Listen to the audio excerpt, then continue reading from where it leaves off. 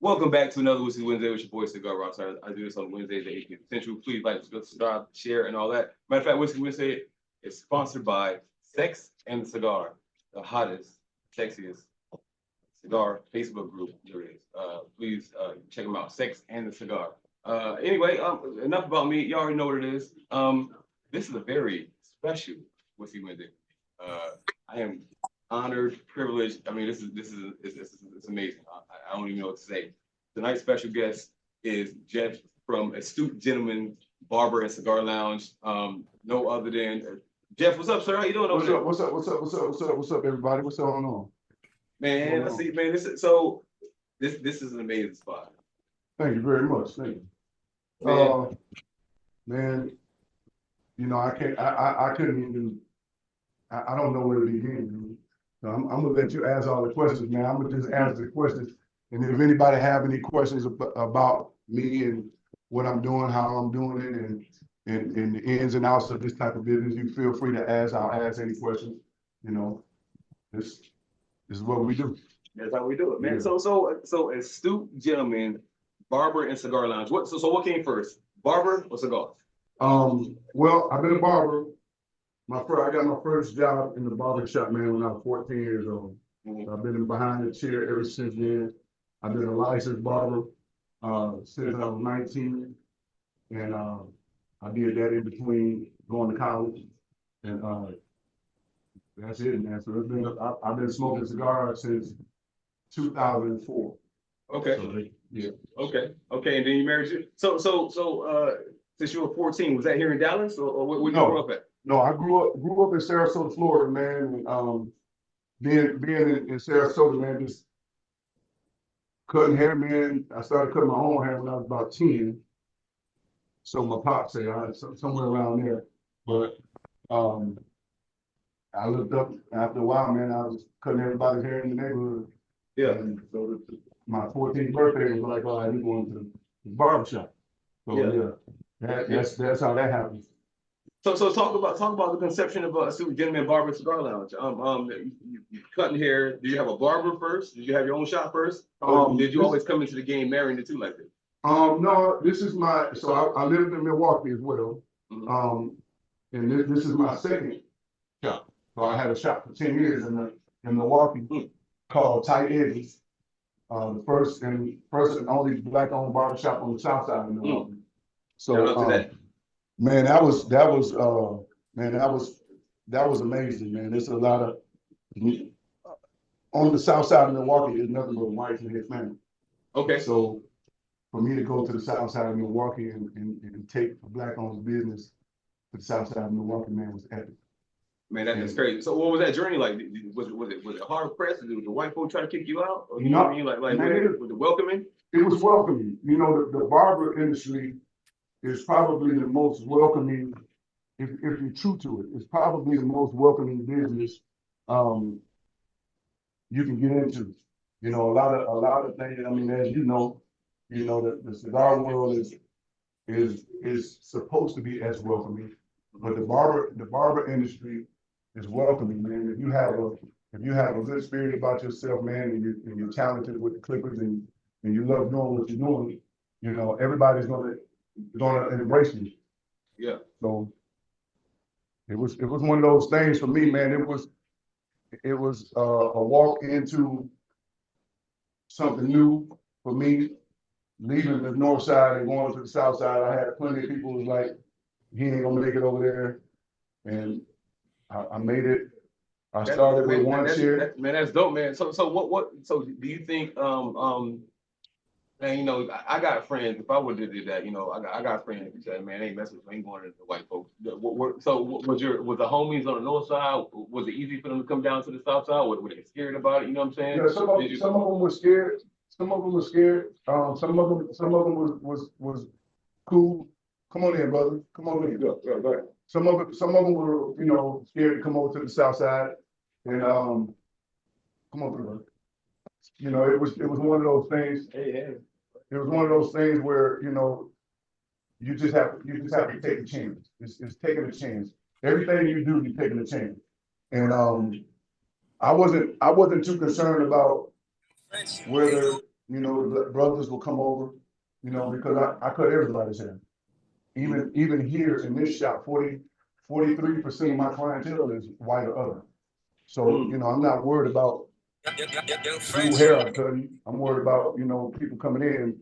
I started to get a lot of the Hispanic brothers and started to get a lot of, you know, white Caucasians, whatever you want to call them. You know, we just did business, man. We do business. I do business for people. I don't do business for black or white or anything like that. I do business. So when you do business, man, everybody's gonna come and everybody's gonna enjoy what you're doing and embrace it. Yeah, yeah.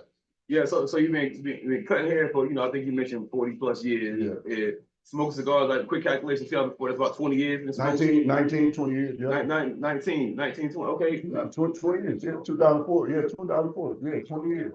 20 So years. this is, you gotta be the first in the state of Texas, or the first, maybe even America, to have a barbershop / cigar lounge. I'm not the first in the United States. There was one, a guy that opened before me, about 6 to 7 months before me. May he rest in peace.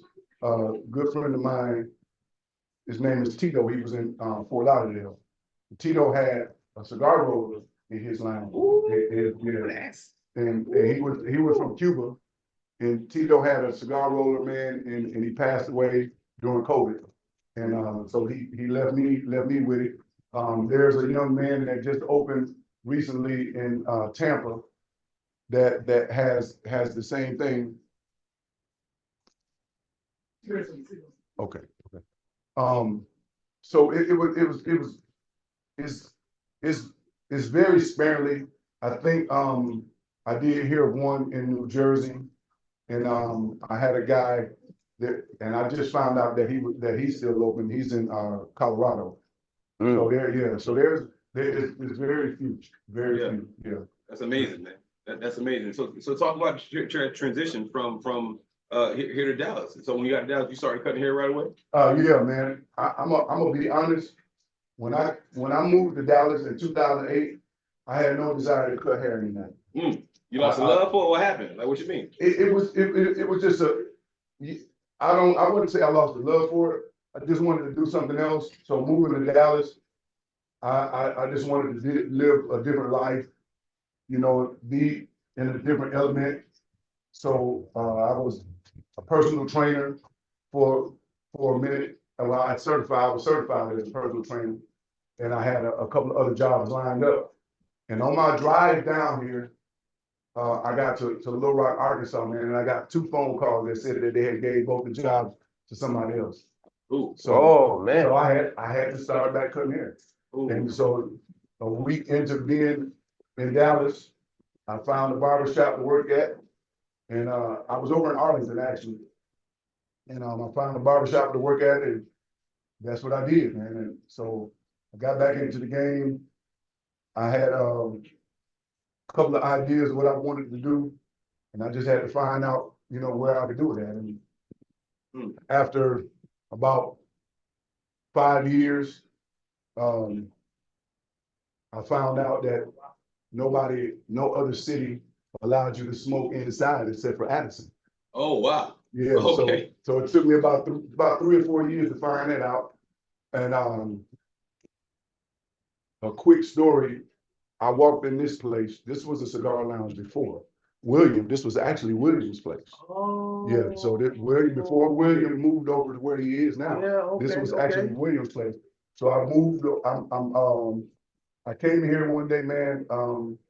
I had started the business. Astute gentleman was in a salon suite. I'm sorry, Jeff, let me interrupt real quick. Somebody said we got an echo in the chat. Should I turn the laptop down? Yeah. I don't know where the echo coming from. This one is I don't think we even got an output. Is it echo? It's not an echo over here. It might, I mean, 2 microphones. I don't hear it at all. You got it on the microphone. Wait, do you? What you say, Jamie? What you say? I didn't hear it at all. Okay, it might be on you, bro. Try to jump out and get back in if you have to. I digress. I'm sorry. Go ahead, Jeff. Continue, brother. So walking in here, I started Astute gentleman in a salon suite, man, and, I walked in here, man, one of my clients wanted some cigars at his wedding.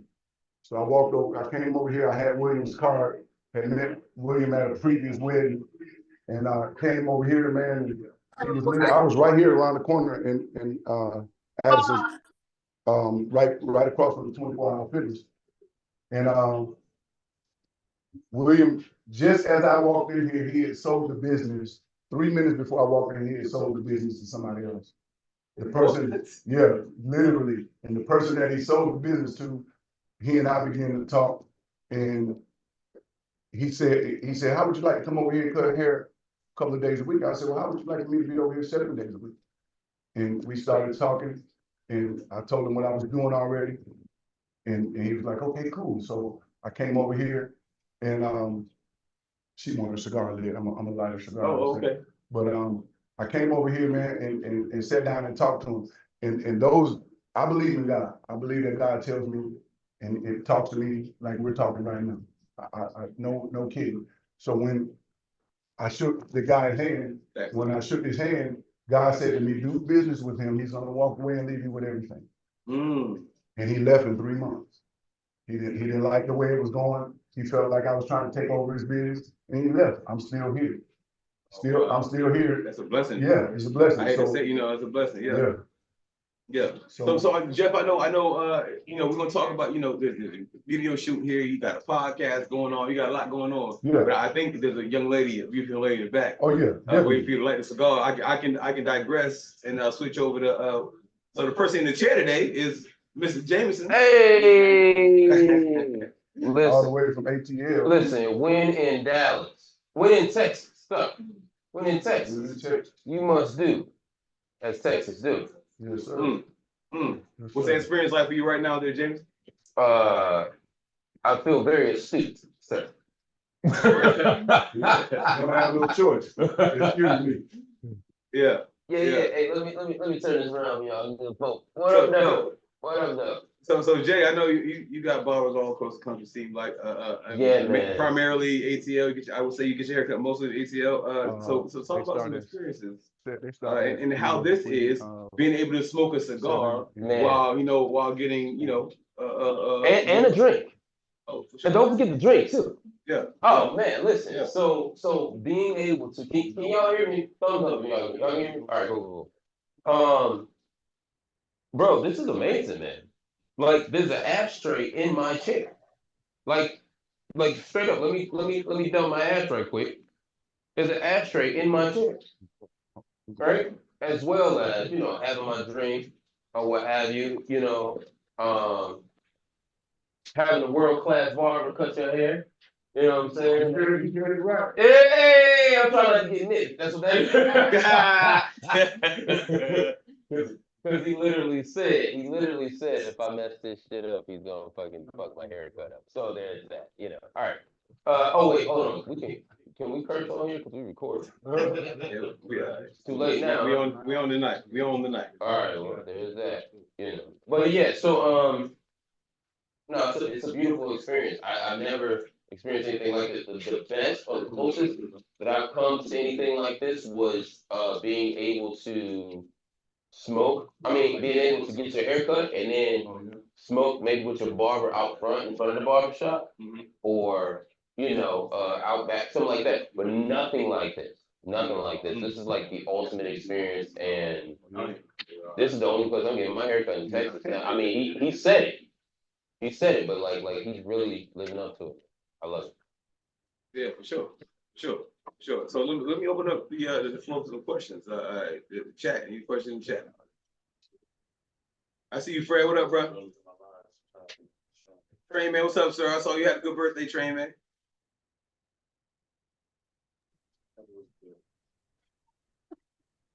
No questions. Nobody got nothing. Nobody got any questions, huh?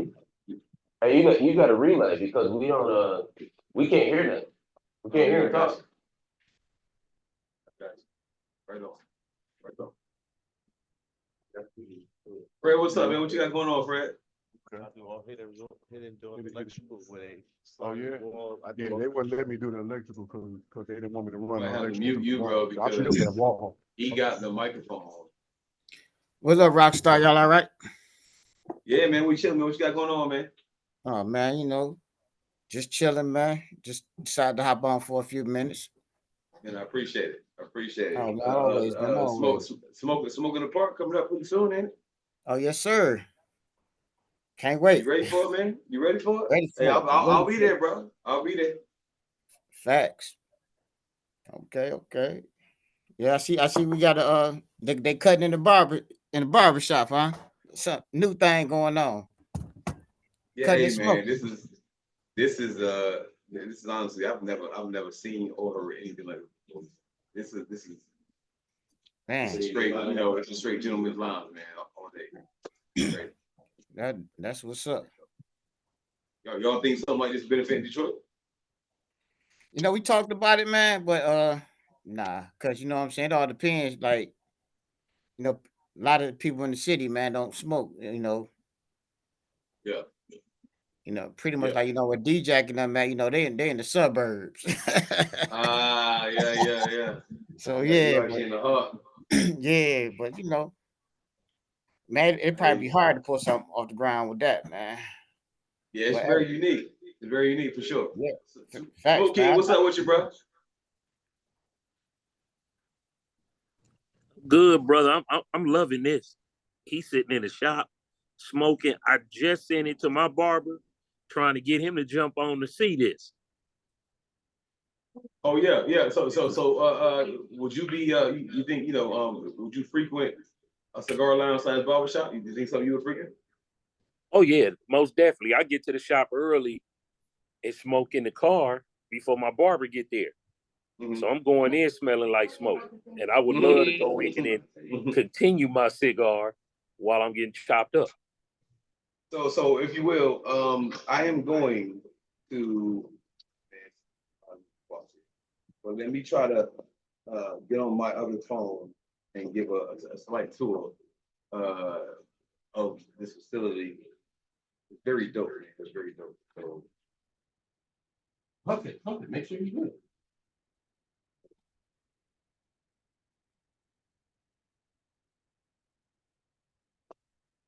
Apologies, guys. Apologies.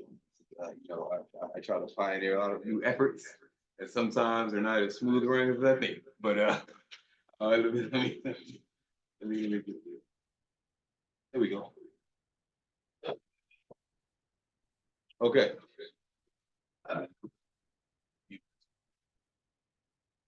Right, you got something. Boom. What up, y'all?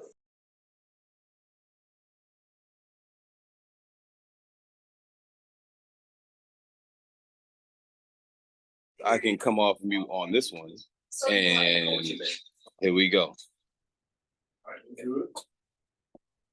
Good. All right, I'm back. All right, give me a second, brother. Give me a second. Here we go. So, we got Astute, gentlemen. Here we go. Oh, I'm sorry. Boom. You gotta talk to me now. But when you went in the back, I guess everything going. Here we go. We walking this way. We walking. Rockstar's walking through the spot. Just want to show y'all how little customer service going on. Nice humidor. Look at all the rows. So we all gonna talk about Jeff. We all gonna talk about. You got your own stick. Mm-hmm. I know you Yes, OG sir. Divine Leaf fan. Yes, sir. We're gonna get into that. Yeah. Audience, we go. Oh, check out this wall though. This is okay. I ain't even gonna go in the speakers part, but here we go, y'all. Here we go. Okay. No, you don't take him to the stickies? Not yet. They gotta be in here for that. Yeah, they gotta be. But we gonna see. We gonna give it to him. We gonna give it to him. But, all right, Jeff, man. So we started to say Man, you got a lot going on, brother. There is actually a video being shot in the back. Yes, sir. I know you got I guess a small studio as well in the back. Don't tell nobody that. my bad. So, my bad. No, it's cool. I'm actually a producer. I've been a producer for about 25 Don't years. do that, man. Don't do that, man. I've done some projects, nothing big, man. But now I do it for fun. The most of, like, when you hear, if you see any of my videos on Instagram, most of it is my music in the background. Man, don't do that, man. But I put some of my beats in the background, of my own, own videos. I use other people's stuff too. I have used other people's stuff, mostly. Jeff, you don't know, man. My first label deal was with Sony Columbia, man. Oh yeah. My last deal was with Island Def Jam. So okay. I mean, you wanted to lay something before I leave, man. So how long you been in the music? So, I mean, I've been in the music this is crazy, bro. Like, this is crazy. I've been in the music for a long time, man. I played the drums when I was a kid, man. Like my man. Come on, man. Yeah.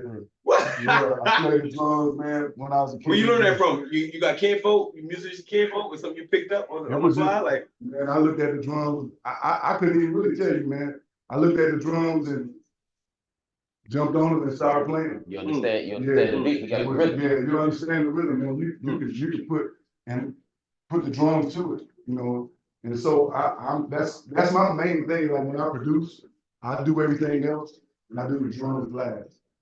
So a lot of guys do the drums first, or they'll get a bass line and do the drums. But I always do my drums last. That's the last thing I do. When I'm making a beat. Okay. Yeah. Right on, man. That's crazy, man. That's crazy. Yo, Jeff. Go ahead, bro. My bad. Nah, I just want to ask you, Jeff. You do all kind of music, or would you just doing one thing? Just go, man. I do whatever comes to mind, man. Whatever comes to mind, I do it. Mostly the stuff that I do is hip hop, but I do some R&B. I have done some R&B. I did a spoken word album. Anybody that's really into spoken word, Autumn Blaze. Oh, That's my sister. My That's my sister. Tanya is my sister. That's my sister. I need on the record. Y'all heard that? I'm sorry, y'all heard that, right? Look, I'm gonna hit her up. When we done. I got the record for it already. It's already done. Autumn Blaze is my sister, man. So I did her album back in what was it, 2005, 2004. I did an album. We did an album together. And when I moved here, I did a couple of songs for a couple of guys, man, that I don't think went anywhere with it. But I do whatever comes to mind, man. If I can hear it and put something together for it, I'll do it, So how would you describe? So me and Dallas Smokefest committee, we came through. You had hip hop playing in the back in speakeasy back there. Mm-hmm. Is that your favorite genre of music, or are you eclectic? Like what would you say? I'm eclectic. I listen to everything. Okay. Frank Sinatra, Barry Manilow, Spiral Gyro. I don't want to name the obvious people. I'm trying to name but everything, man. Kiss. Yeah. Like Come on, Detroit. All that shit, man. I listen to everything. To everything. You have to listen to everything. If I listen to something that I've never heard before, I'm listening to what I can use to get out of there to sample if I want to sample. And that's what I most of the time I do sample. But it's the old Kanye style or whatever comes to mind, really, man. I rock it. I make it happen. Yeah, that's dope, man. That's dope. Hey, so along with music, you also have on Mondays you do a podcast. I do a podcast on Monday called Barbershop Talk with Jeff. You can find us on YouTube, on World Class Barber IPTV. It's ITV, World Class Barber ITV. That's my station. Or you can find us on Facebook. We go live every Monday on Facebook and YouTube. So, and we do that, and it's just really just conversation, man. We sit back and we smoke a cigar, have a little whiskey, and have real barbershop conversations, like what we converse about it on a regular day in the barbershop.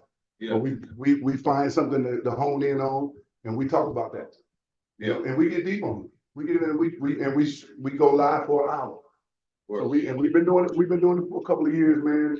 It started when we were doing a podcast with somebody else, and it didn't happen the way we wanted it to. But Frey and I, we were kind of the life of the party, you know, that podcast. So we kept going. And we created our own podcast, man, and we just kept going. Did y'all talk about Drake and Kendrick? You know, no, we yeah, because I gotta ask. Everybody wanna know. I gotta ask. we both in the music. I'm gonna say this: Drake should be done. Drake should be done messing with Kendrick. He should never mess with. Drake should never mess with any other artist ever again in his life. He should never have nothing bad to say. He should just stick to music and singing and harmonizing and doing with that Nickelodeon shit. He should keep doing that shit and be good. Yeah, Nickelodeon. No, but hey, listen, no disrespect to Drake, but after this, he shouldn't bother no other rapper. He shouldn't bother nobody in the music industry, because anybody that he bothers is gonna pick up the phone and say, "Hey, Kendrick, I need some help." Yeah, that's it. You know, that beef is like the LL Cool Mo D beef. Oh yeah. That beef is exactly like that. That's way back. Cool, yeah. That's way back. Hey, Cool Mo D Hey, got that's way quiet, back. bro. That's crazy. He quiet down. Yeah. That's way back. Yeah. Yeah. So Jeff, man, of course, OG wanted me to tell you what's up. Divine Leaf. I see you got him in. I see you got him in the humidor. You also have cigars of your own that you created in the humidor as well. Man, that's amazing. I'm smoking one now. Great burn, great stick, great flavor. Heck Paired yeah. with tequila. It works for me. Amazing situation. What made you want to come out with your own stick? I wanted to come out with my own stick. That's going to be my legacy, man. And after I'm done cutting hair, I'll still be smoking cigars and having my own cigar. What a lot of people don't realize, there's only two major cigar companies, man, that started out of the trunk of their car. Rock Material is one of them. I can't remember the other one off the top of my head, but in history, all of these major cigar brands, they started in the cigar lounge. And what happened, excuse me, what happened is people started to come in town or go to these people's cigar lounge. Their cigar got bigger and they started to go into the business. So cigars is a part of my life, you know, and it's a part of what I do here in business. What was my major influence of starting my own cigar lounge was that when I buy other people's cigars,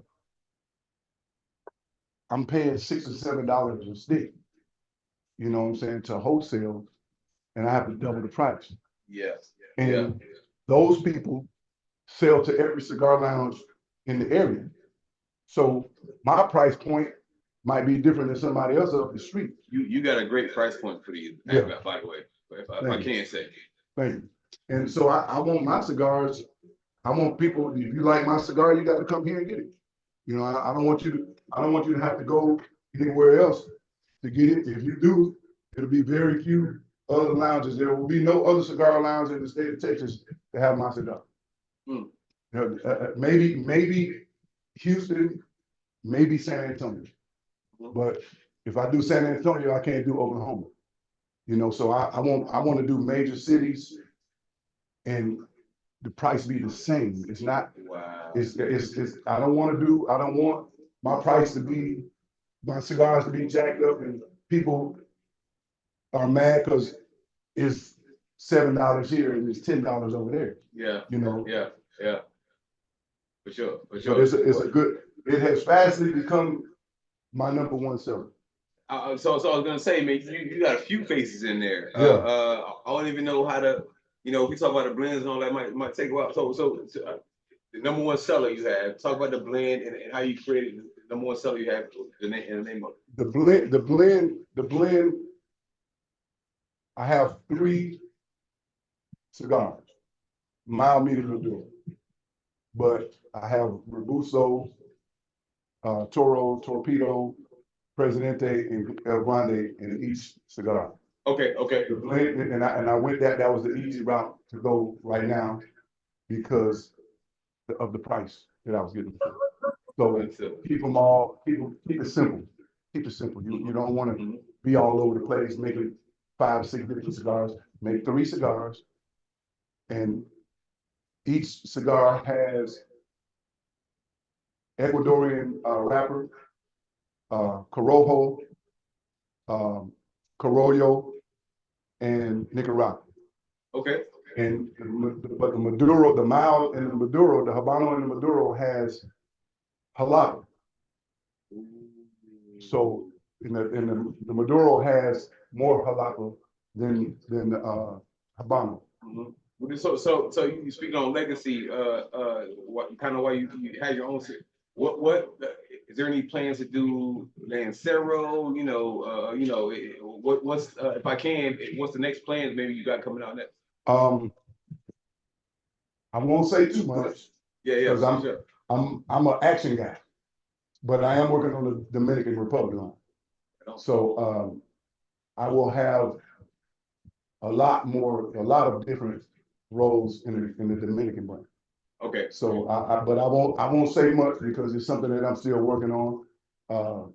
I like to do it and then let everybody see it. I don't like to talk about it first. Do you have a favorite country? Tobacco out of a favorite country you have?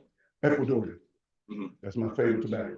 Yeah. Ecuadorian is my favorite tobacco. Remember the Big Payback? Mm-hmm. Big Payback was the Ecuadorian, and I used to have, what was the other, they had with the Japanese writing on it. They don't make it anymore, but it was Ecuadorian, it was 100% Ecuadorian.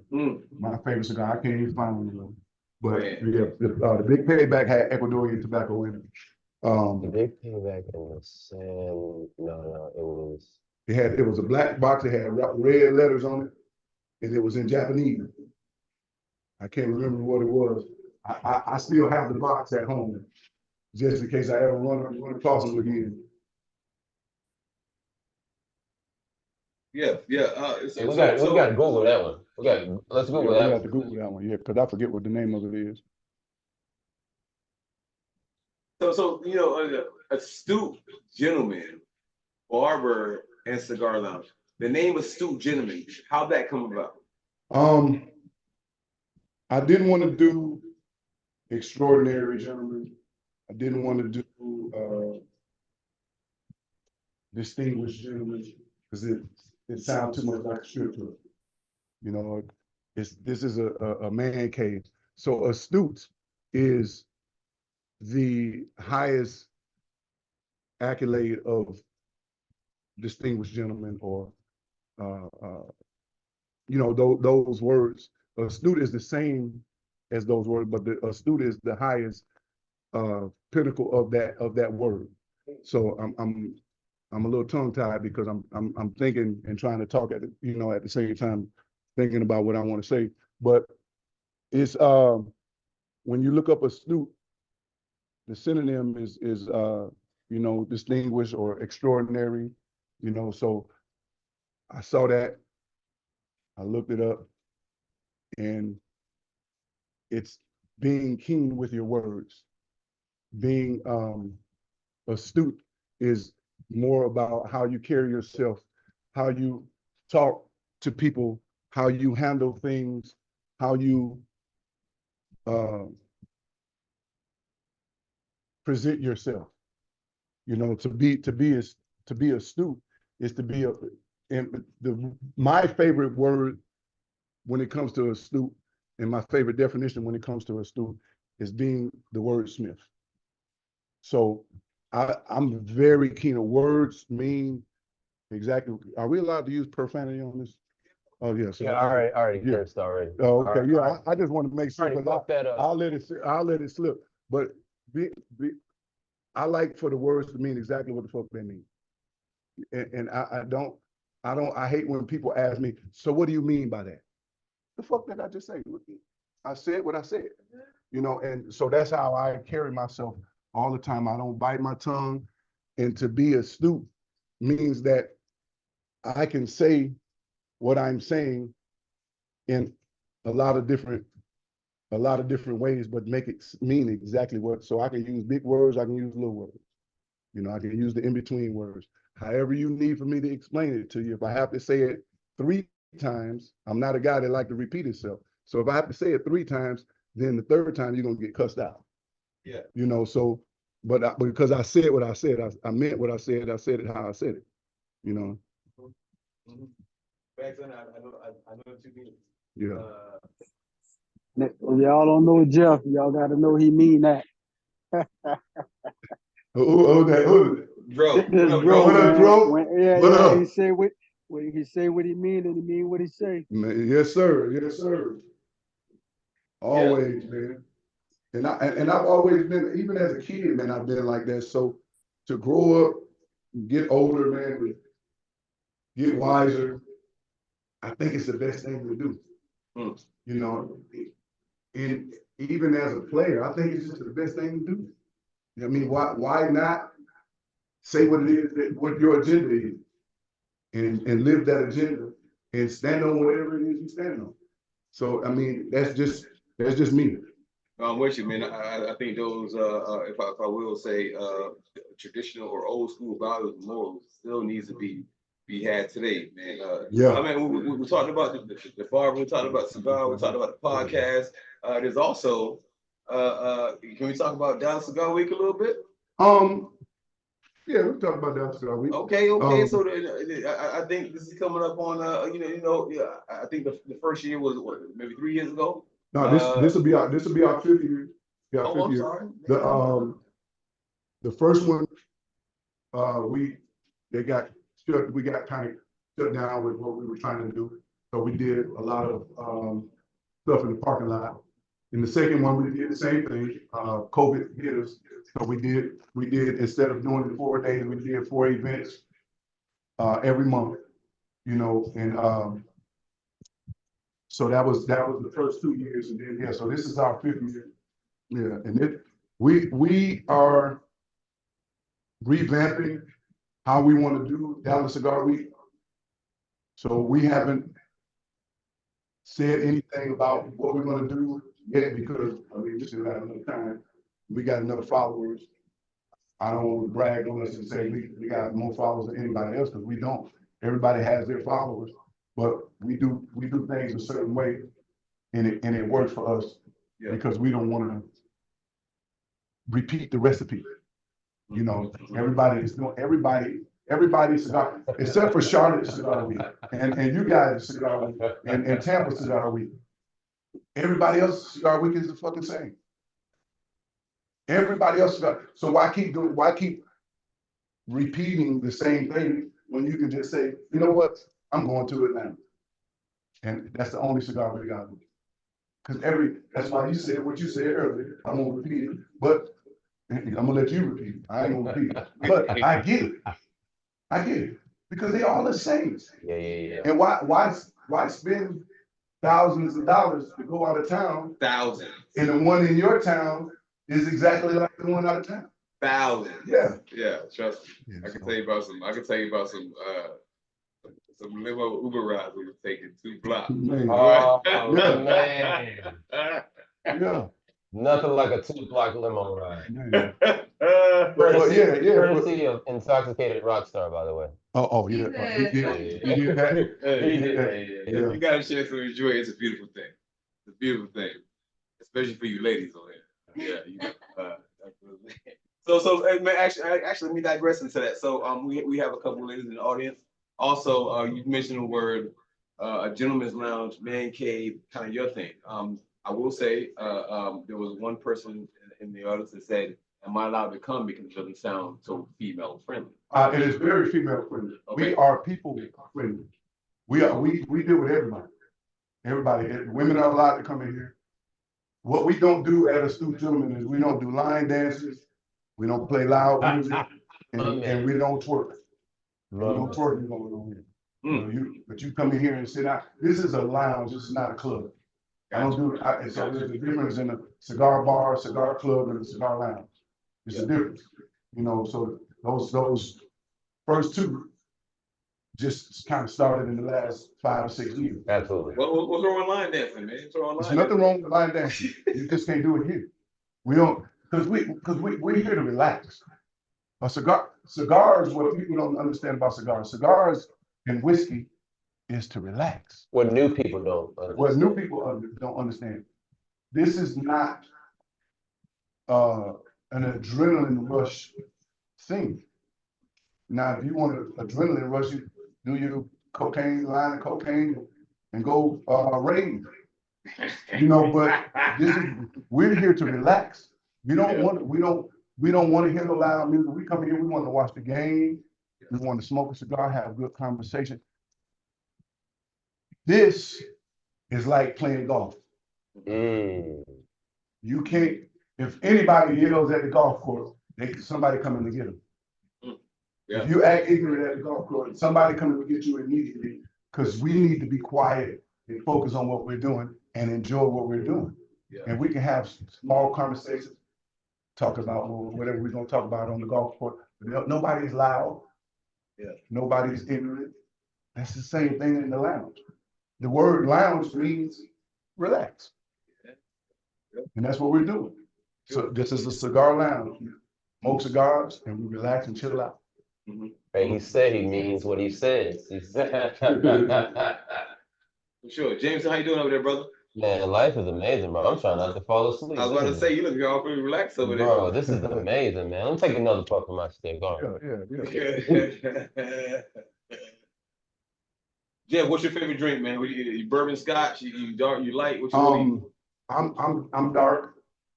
My favorite drink right now is, if you haven't had it, Shayla Porter. Oh, absolutely. Yeah, that's my favorite cognac. Not for me.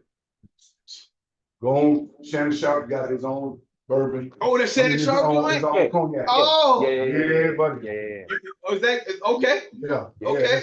It's one. Now, so I know he was a big Hennessy guy. Is it close to Hennessy? No. No. Maybe that's for a check. You know how he was talking about. It's smoother and it's more gravier.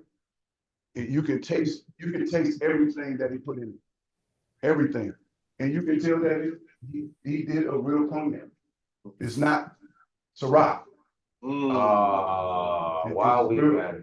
You gotta taste Diddy right now. I ain't saying nothing about Diddy. You said right now. I ain't saying nothing about Diddy. I said Ciroc. Don't even do cognac. Thank you. Thank you. He did make a brown liquor though, right? Yeah, he did. He tried to call it cognac. It was supposed to be a brandy. Somebody messed up. He tried to make it. No, he tried to make it. I enjoyed it though. I ain't gonna lie. No, it was good. Yeah. But I just said it. You said it. I ain't saying nothing about Puff. And if you don't do the no fucking, no, I'm gonna say the same thing. But what I'm saying is that Puffy did what he did. Ciroc did what he did. I don't care what Puffy. Ciroc did what they did with the brown liquor, and it was supposed to be a cognac. But if you understand where cognac come from, you have to go to France. You can't make cognac in your kitchen. No, sir. Cognac, it has to come from France. So that's what Shannon did. He went to France. He got the last corner that was left. Yep. Yeah. So what do you what would you say in the Astute cigar brand? What would you pair the shade with? This I drink the shade. I got 2 bottles at home. I drink the shade with the Astute 6x60 Maduro. And because it's a long lasting cigar, and those two together, they're gonna put your head in the corner of the chair. Oh man. Yeah. Oh Hey, man. hey, I got a quick question for y'all. What up, Fred? Go ahead, Fred. I see you, bro. Yeah, hey, so that Shannon Sharp, bro, I've been trying to find that shit since it been out, bro. We can't get it here. Well, you got to get on the Gotta wait order list. You got to go ahead and I'm gonna tell you, bro. Go ahead and get on the wait list and prepay. Go on this website and go ahead and prepay because it's always on back order. That's how good it is. It's always on back order. But the only thing, man, you can't ship to Michigan, man. You know, I don't know if he can, like, you know, stores and shit. You can't ship to Michigan, ship liquor to Michigan, man. Oh yeah. So that's the only that's the only thing fucking us up, bro. You know what? Where you at? You in Detroit? Yeah. I got some people. I got a bunch of people down here from Detroit. I have them bring it to you. Oh, facts. Yeah. Like I said, man, just let me If know. you order it and get it shipped to Dallas, I have somebody bring it to you. Facts. Okay. I got about, man, I got a whole slew of Detroit people that I keep. We do the Cowboy Detroit. For the last 4 years, dope. man. Oh, that's Okay. dope. Yeah. So yeah, and I was hoping that the game was in Detroit this year, but it's here. But Right. I can get somebody to bring it to you. Hey, we Oh, put on no a doubt, carry. man. You know, we gotta be in Detroit next month. Oh yeah, for sure. Yeah. Yeah. Yo, so Jeff, man, so James is getting this supreme service. Where does World Class Barber? Where does that come from? So in Milwaukee, in my shop in Milwaukee, like I said, I was on the south side, man. A lot of my clientele was Hispanic, but I had a couple of the Brewers players, all of those guys that were from out of the country. But this particular day, I had an Irish guy come in the shop. He had just flew in and visited his people or whatever. And one of my clients, other Hispanic dude, came in. He said, "Jeff, man, you cut everybody's hair. You world class." You mean like And different it's ethnicity? Yes, Yeah, ethnicity. okay. He said, "You world class. That's world class. You cut everybody's hair. Anybody that come in this, anybody that sits in my chair, I've seen all types of hair." I was so man, 40 years, bro. So Yeah. you can't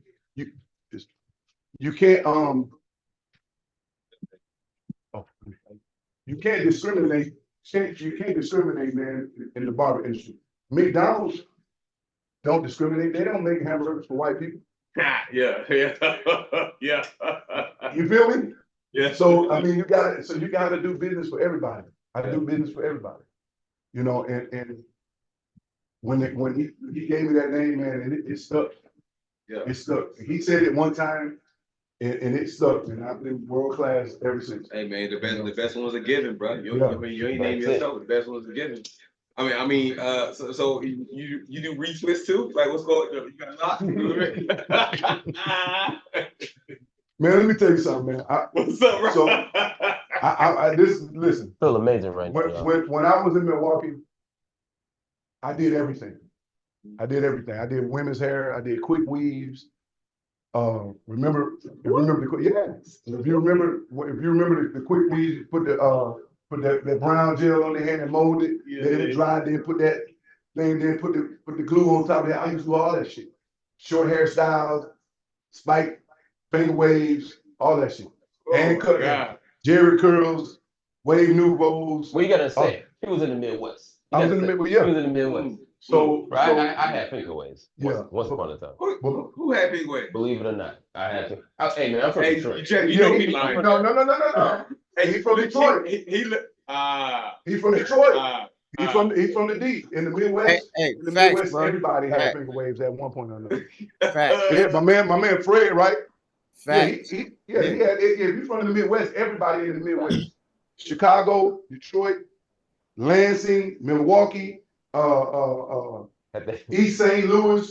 Everybody had finger waves. Finger waves and Jerry curl. Had that no lie relaxer. Yeah. no lie. No lie. You know what I look like? Hold on. You know what I look like? I look all right. Oh man, look at. Oh man. Yeah. That's crazy. Yeah. Oh, we feeling She's supposed to say it. She's supposed to say it. She's supposed to say Look that. at the Lord. Looking like new money Look up there. at the Lord work. Looking like new Look money. at the Lord work over here. Yeah. Here, man. You know, Jeff, man. You've been working, man. Have a seat, man. Man, Talk to these man. people, man. Have a seat. Talk to these people. I'm gonna sit. Yeah, you want me to sit down? I'll sit down, man. This is your show. This ain't my show. No, it's Rockstar show. Oh, Okay. okay. Hey, this you know, barbershop talk, bro. We chilling. Yeah. You know, Boy, look. Woo-hoo. oh yeah. Hey, I think his head got bigger since he got that haircut. See, but that's what I do I to think he people. got that. That's what a world class haircut do to you. Make your head bigger. Yeah, Hey, but my- he had the brand new. Yeah, He my- had the brand new up in Hey, here. my Hey, motto- your shades on. He got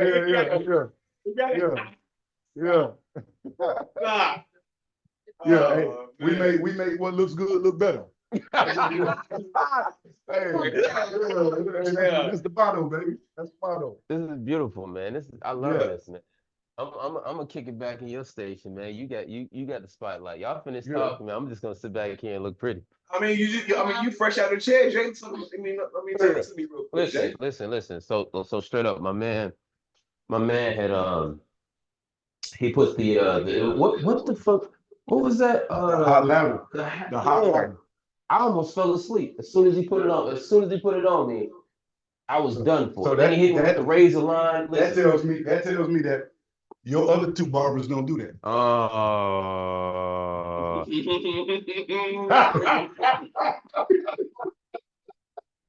He around here getting dry shaves and shit. He around here getting dry shaves. I'm gonna say Oh, Vietnam ass shit. if you in the Dallas Fort Worth area, Yeah. right? If you in the DFW, you gotta come to Astute Gentleman Barber and Cigar Lounge. Smoke you a cigar, have you a drink, get you a fly cut. This is where it's at.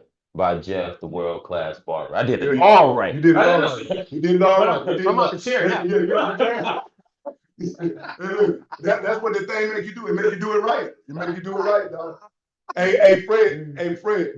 If you come to the we're doing the Dallas Detroit tailgate. They always do a Detroit to Texas party. If you come down here, if you want to go ahead and order the Shea Laporte, you can send it here, man. I'll make sure you get it. I'll make sure you come right here, pick it up, put it in your suitcase, go on back. Oh, facts, bro. Hey, Yeah. I want it, bro. Yeah, for sure. It's one of them. It's one of them to have. If you've never had it before, it's one of them to have in your stash, man. Hey, Rockstar, is he a part of the thing that we're doing next month? Yep, he's her boy. Oh, Fred's her boy. Her boy, Yeah. Fred. Yeah. So Fred, so check it, man. I mean, we'll Oh, see yeah. you in like a week and a half, 2 weeks, something like that. So like, About we 2 weeks out, baby. Yeah. So we'll make it a thing. All right. For sure. Because in Detroit, cognac is like the national drink. Yeah, that's the shit. That shit up there. Hey, man, yeah, that's to them young folks, man. I'm on. They like Hennessy. Yeah, Like yeah, man. Hennessy. Hey, I'm on the Basil Hating Toast right He on now. the boat. Yeah, he on the Oh, Yeah, that's good. That's good. Yeah. And you know what else I like that people won't jump for? Plantains. I like it too. My problem with blends is it's not, it's They make Overrated. a limited supply. what was Yeah. it, like $70 MSRP? Well, they and make- then you'll get somebody selling it for $200 just because it's a limited. Yeah. It's Well, hard to find. the reason for that is because of the top chase. Yeah. Everybody's chasing the top. shit. Yeah, you're right. Yeah. Yeah. So that's why it's so costly. Them letters. The letters, exactly. So that Yeah, that's right. I got the top chase. I got the What does whole that race. mean? What does that mean? Y'all put me on. What y'all talking about? So the bottle top With the horse on it. with the horse on it. Yeah. There's Each a horse- letter. There's a each letter. horse There's a letter. Bill Blanton. Yeah, Oh, hey, so I what got the happens whole when you race. get all the? You get all six of them. You get all six of them. You get all of the letters. You can sell them. You can sell that. You can sell that bottle, all that collection. You can just sell the bottle top. How many letters you got, Jeff? How many letters you got? I only got 3. What up, y'all? So I keep getting the same 3. I'm about to go ahead and Yeah, so you just about got to go to other states and buy branches. Yeah, and you're right. Get other It's letters, happening. cause it's like they only have 3 So you go letters to to smoke take. break. You're right. Yeah, You know, you're right. Smoke You're break right. gear. Yeah. So all that. you, I mean, you Merch all week. you know, we gonna kind of talk Gotta about get off this thing. Dallas Smokefest a little bit. You're on the rotation for Dallas Smokefest. Yes, sir. Yes, sir. It's gonna be some whiskey here, some libations here. We're gonna, I'm gonna do something different. I'm gonna do something different for Dallas Smoke Fest. I am. I'm gonna really put a stamp on Dallas Cigar Fest. Yeah. So if you come, if any of the Dallas Cigar Fest people are listening, turn your shit up. Turn your shit up. Whatever it is that you're gonna do at your lounge, whatever club, whatever you're gonna do, turn that shit up. I said it. I seen it. I thought it. I meant it. I am going to put a stamp on Dallas Smoke Fest. Man, we're ready, man. Yeah, it's gonna be real. It's gonna be real nice. It's gonna be a grooming. It's gonna be yeah. I ain't gonna put too much out there. I don't like to say what I'm doing because Yeah. there's too many copycats in the game already. I know what you let's mean. not talk I about know the what you mean. copycats. I know what you mean. Man, hey, Yeah. listen. I don't post on Facebook no more hardly because of the copycats. I'm waiting on another motherfucker to come up with a Whiskey Wednesday. Yeah. But hey, look, I'm gonna say this for those people that don't know. I've been in the game for a long time and I understand trademarking. If you created a thing and somebody took it from you, you posted it because you posted it on social media. Social media, the date that you posted, the time that you posted is already on social media. Yep. They tell you what time you posted it, the date you posted it. That is your trademark stamp. That is your trademark. Your first, yeah. I know what you mean. There's a box for that, or whatever. Yeah, a check mark for that, or whatever. Exactly. Yeah. So that date, if somebody do it after you, you can call that person and say, and it will stand up in court. I know that. Yeah, and it will stand up in court. But I do advise you to trademark the shit you do. You know, me and you do something the same, the October. The October Fest. And I didn't know you did it. Yeah. So I stopped doing it. Oh, I know you did it, bro. Yeah, I stopped doing it. Hey, you did it. Hey, it's all love for me, bro. So I mean we could do something. Hey. Yeah, we can do it together. I mean, it's nothing to me. But the thing is that I mean that's what kind of dude I am. Because I don't know what other people know. I know what I know. You know, so when I saw you doing it, I put mine on the shelf. Bro, I didn't even know you. We just met. We knew of each other, but we just met, you know what I'm saying? Yeah. So yeah, we can do it because I got 3 or 4 beer distilleries that's like, Jeff, we gonna do it again? And I'm like, you know, but I respect the boundaries, you know. I'm a very respectful dude, and I'm extremely disrespectful if I have to. Bro, let me I gotta bring something up to you, man. I know since I said that, I'm like, I'm stepping in. Yeah, it's on my heart, man. It's on my heart. Yeah. So when if I can, you know, as soon as you know me, I don't have a problem. You know, when Dallas Cigar Week first came out, I saw your name on it. I was like, I think Smokers Wild was on there. I believe it was. Smokers Wild is the name of the organization that goes down to Cigar. I reached out to you, man. I was like, man, you're gonna do the great thing, man. I gotta be part of it. You was kind of like, man, nah, we good. I didn't. You know what? You said that. Like, damn. I was like that, and that's why I came on Cigar Rockstar. I was like, damn, I gotta come on my own shit. I didn't even know. But here's the thing, and this is no disrespect to nobody. When we closed off who we were going to bring in. Understood. When we closed it off. I completely understand that. So I completely understand that. It's knowing who you are. I would have said, hey man, we need to get this guy in. Yeah. But when they closed it off, and then we voted for seats. I know what you mean. We voted for seats, and then it was very sparingly that we could bring people in. I understand. You know, so yeah, that was no hit on who you are or none of that. It was just and then I didn't even know it was you. I was like, come on, man. I didn't even know it was you. Yeah. You know what I'm saying? So you know that's up. That's a whole other thing. But I'm a very I like doing business with people. People don't, You do a lot here at the lounge. I think I saw some footage of a motorcycle club coming here. Yeah. You got a video shooting the back right now. Yeah, I got a mobile cigar lounge. I got a mobile cigar lounge outside. I got a 30, you got a what? You got a mobile? A 32-foot airstream. Yeah.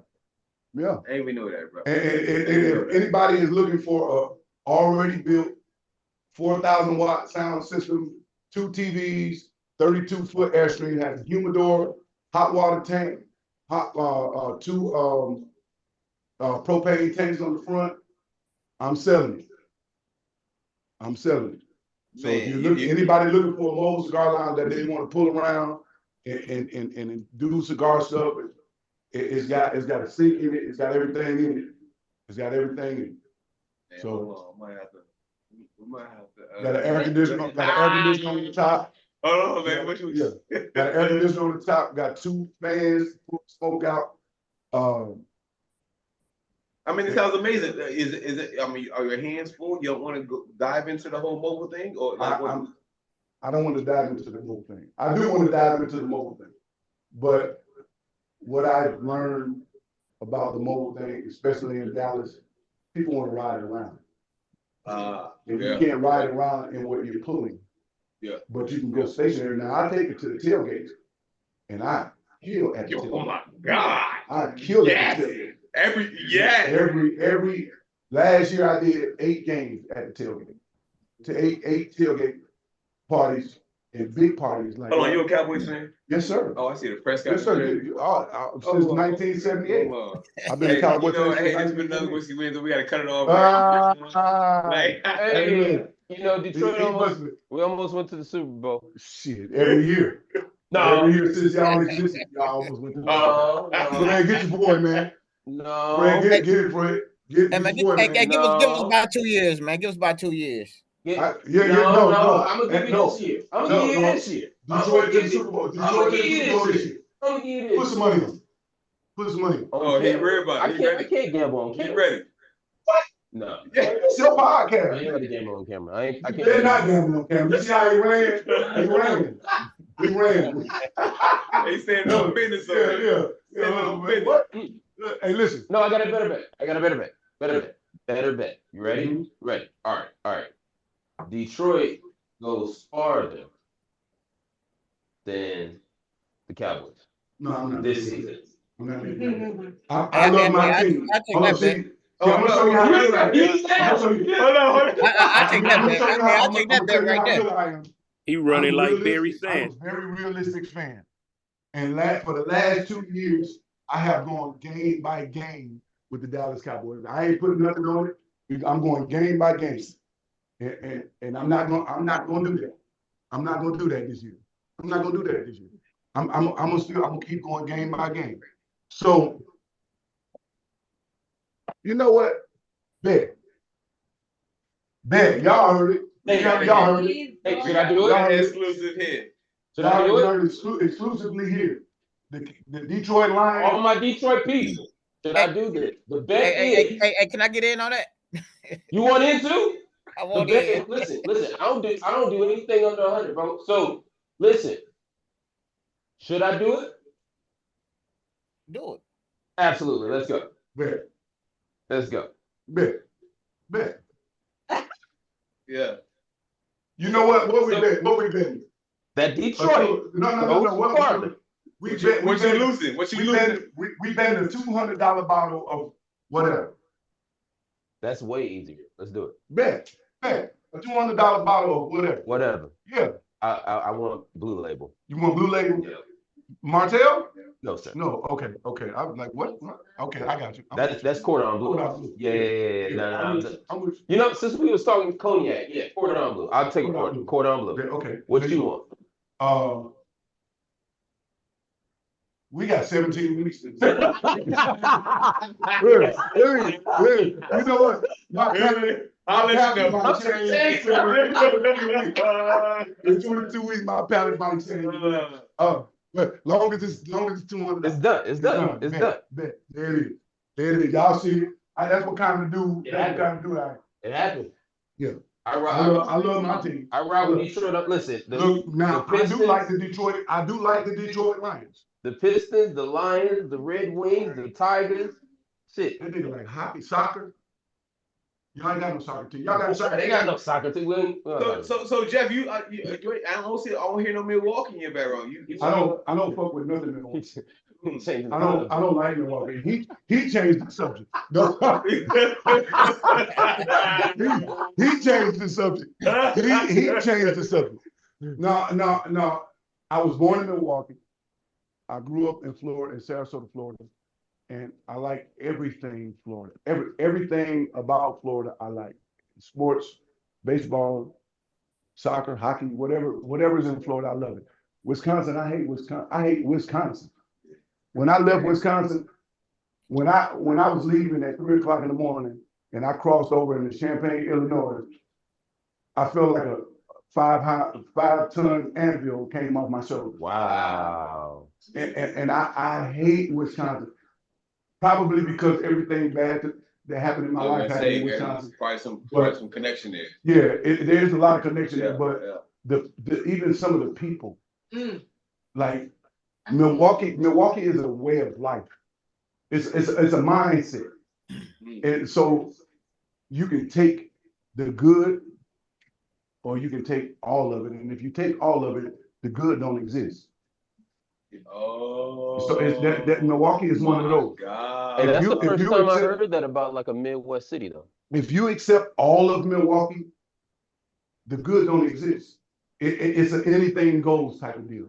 Wow. So they have like just for instance, they have a law. You talking what 20 plus years ago though? Same way down today. Yeah. Like, okay. Even the people that come here from Milwaukee, excluding me, there are some other exclusions because I know those guys that have changed their ways once they came to Dallas.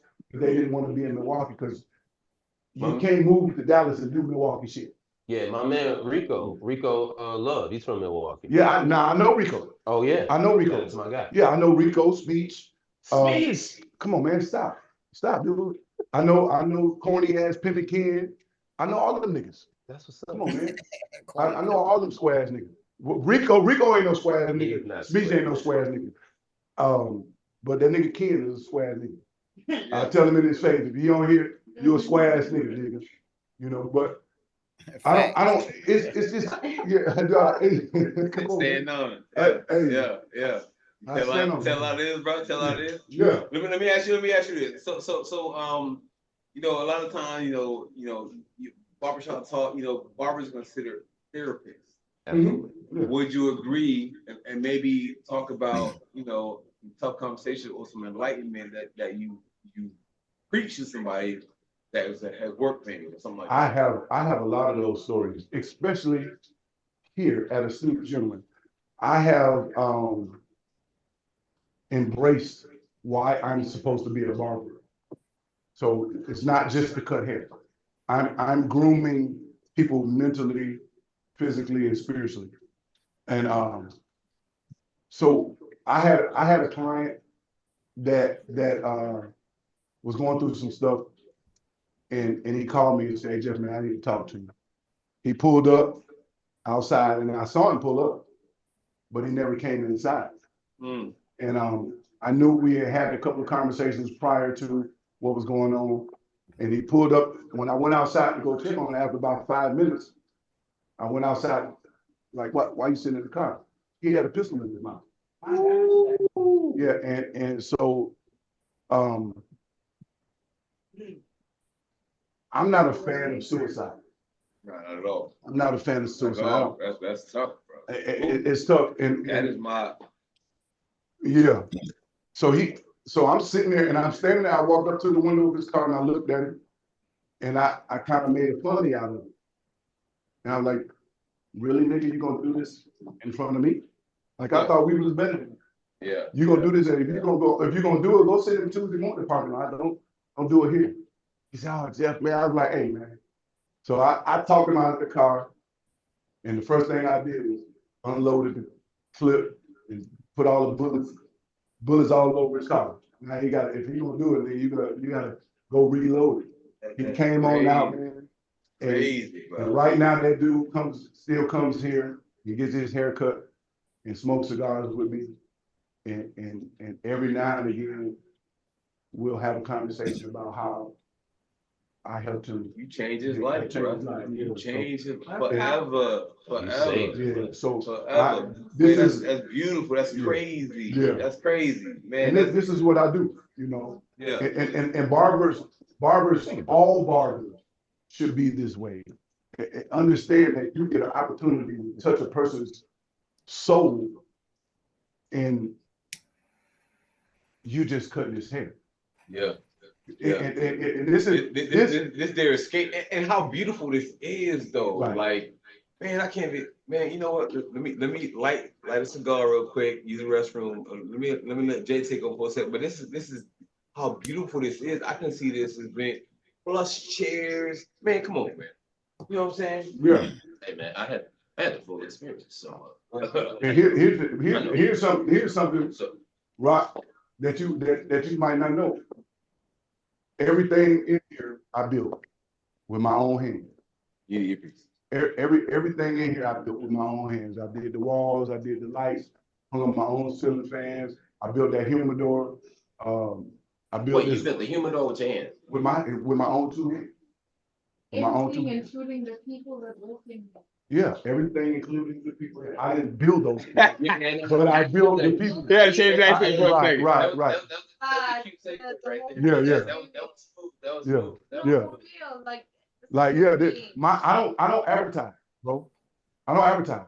All of my clientele are word of mouth, organic. Your people. Yeah, they're all organic, and I have an email list of over 3,500 people. Oh wow. Yeah, so and I built that over the course of 10 years. I built that and did no marketing, no flyers, maybe only business cards. And if you walk in, my Google, go on Google. Go on Google. Anybody go on Google. Google me or Astute and tell me how many reviews I have. I have over 250 reviews. Look at that. 5 star. I'm a 4.9 on Google. Better talk that. Yeah. Hey man, smoke break. By the way, is 4.9. Mhm. You know, we do good business. You gotta do good business. You gotta do good business. You gotta do good business, bro. And you do good Shameless business. plug.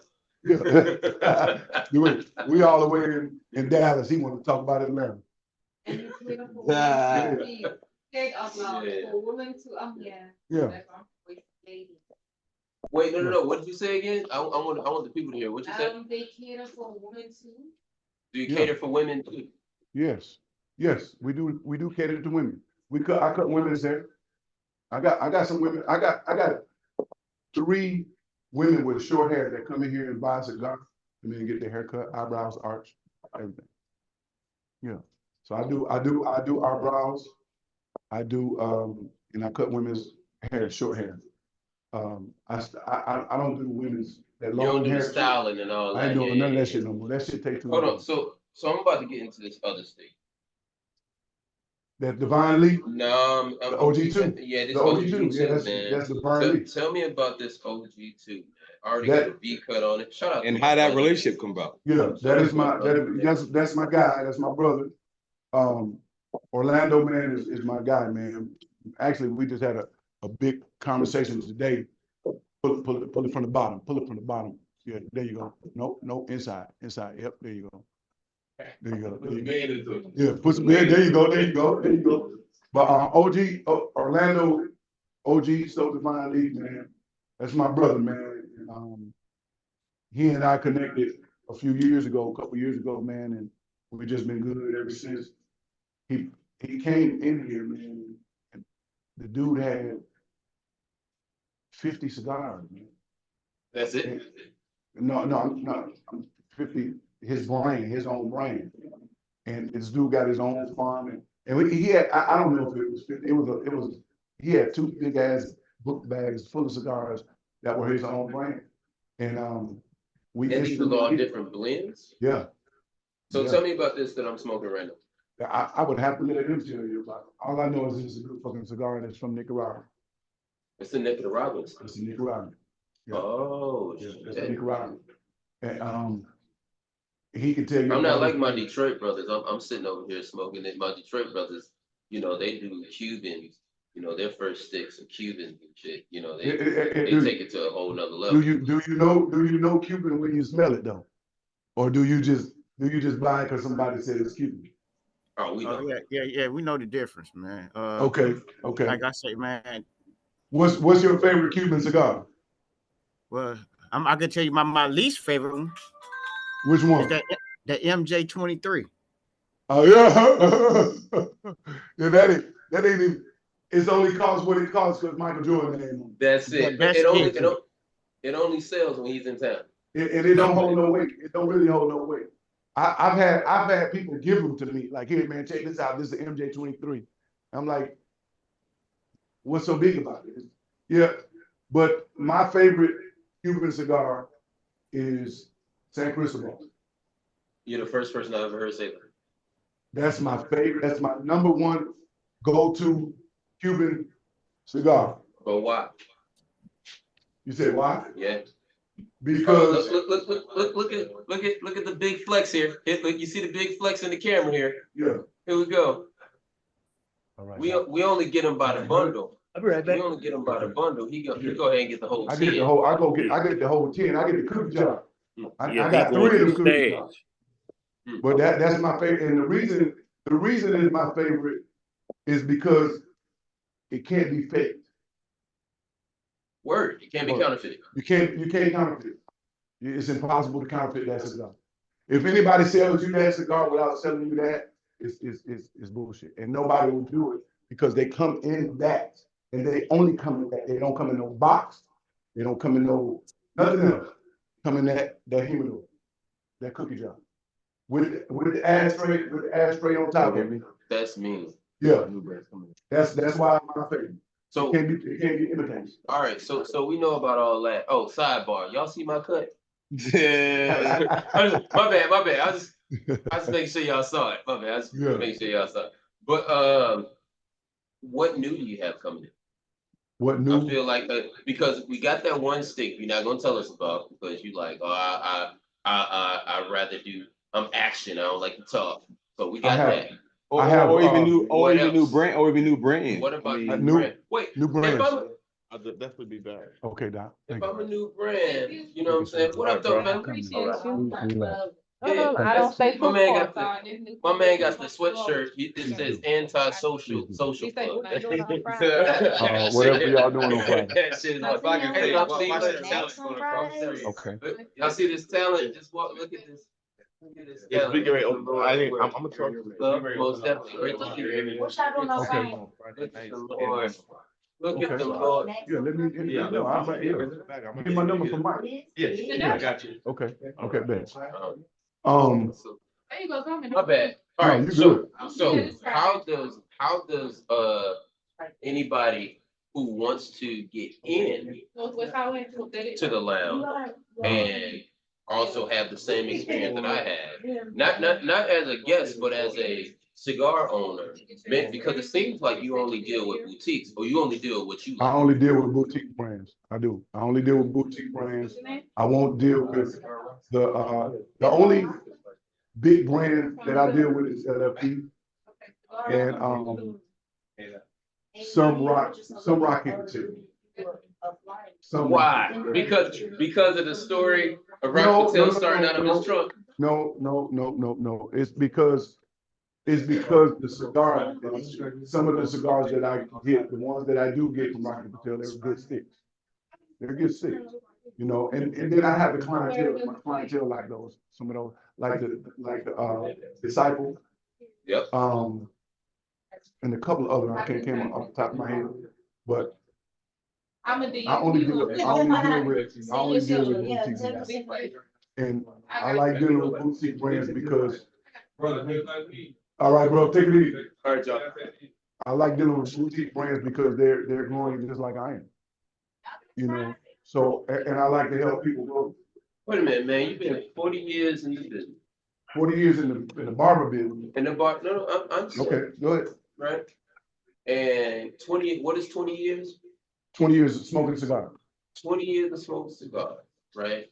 How long has Astute gentleman been here? 11 years. 11 years brick and mortar. And you saying people grow? You grow? You still growing? Yeah, I am. Oh, that's humility at its finest. I average 36 new clients a month. That's just on the haircut side. I still get people that walk in, and I only work by appointments, online appointments. Do I y'all get people hear walk this? in. Yeah, Do y'all hear this? You don't take no. I mean, you only got 2 barber chairs in here, so yeah. I mean, it's not like. But that chair is empty.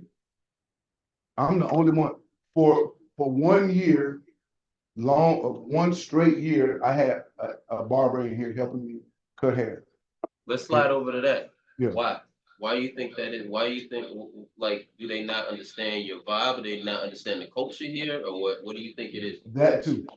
They don't understand the vibe. They don't understand the culture. They hustling. They don't want to come to work.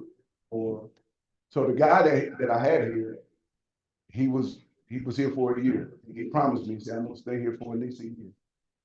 Was he as successful as you were? No. Why? He Why you think that was? He wasn't coming to work. But he lived way up north. He lived way up north, and he came in and I bent his ear, gave him some game, and he ran with it. bigger question: was he a cigar smoker? No. Oh, That's what it was. Yeah. Yeah. So the cigar. y'all see what just happened? Yeah. Y'all see what just happened? Yeah. So You got to be a part of the culture yeah, to be a part of the culture. yeah. I Because want to if you slide don't, over to these cigar weeks real quick, right? How are you making cigar weeks and you don't smoke? Never mind. oh my God. Go ahead. No, Don't do that. No. We're not gonna do that. We're not gonna do that. We're gonna stick with what we're doing. We're not gonna do that. I think something in my whiskey. I don't know. Something. It is. It's something in the glass. But I think a lot of the I've had 3 barbers that have come here, and 2 of them, but 2 of them, they just couldn't keep up. They couldn't keep up. I had a barber. I'm gonna tell you, this is the funniest story, funniest shit that I've ever seen in the barber industry, ever in my life. This dude was cutting hair, and he also did Uber and Lyft on the side. He was cutting hair. He had a client sitting in the chair, man. He was cutting the dude hair, and he got an Uber. Uber request. Uber request. He accepted the request, walked out of the shop, went and did the Uber. Then when he pulled up in the parking lot, he got another one, pulled off and went and left the dude sitting in the chair for an hour. That's unacceptable. Wow. That's unacceptable, and that makes me look bad. It don't make him look bad. It makes my business look bad. So Wow. I gave him the opportunity to void his contract because he signed a 2-year contract with me. And I said, listen, man, you signed this contract for 2 years. And I said, I'll tear that contract up. He said, no, brother, what you mean? I want to be here. I want to be. I said, no, I really don't think you want to be here. Because if you wanted to be here, you would do what it is to be here.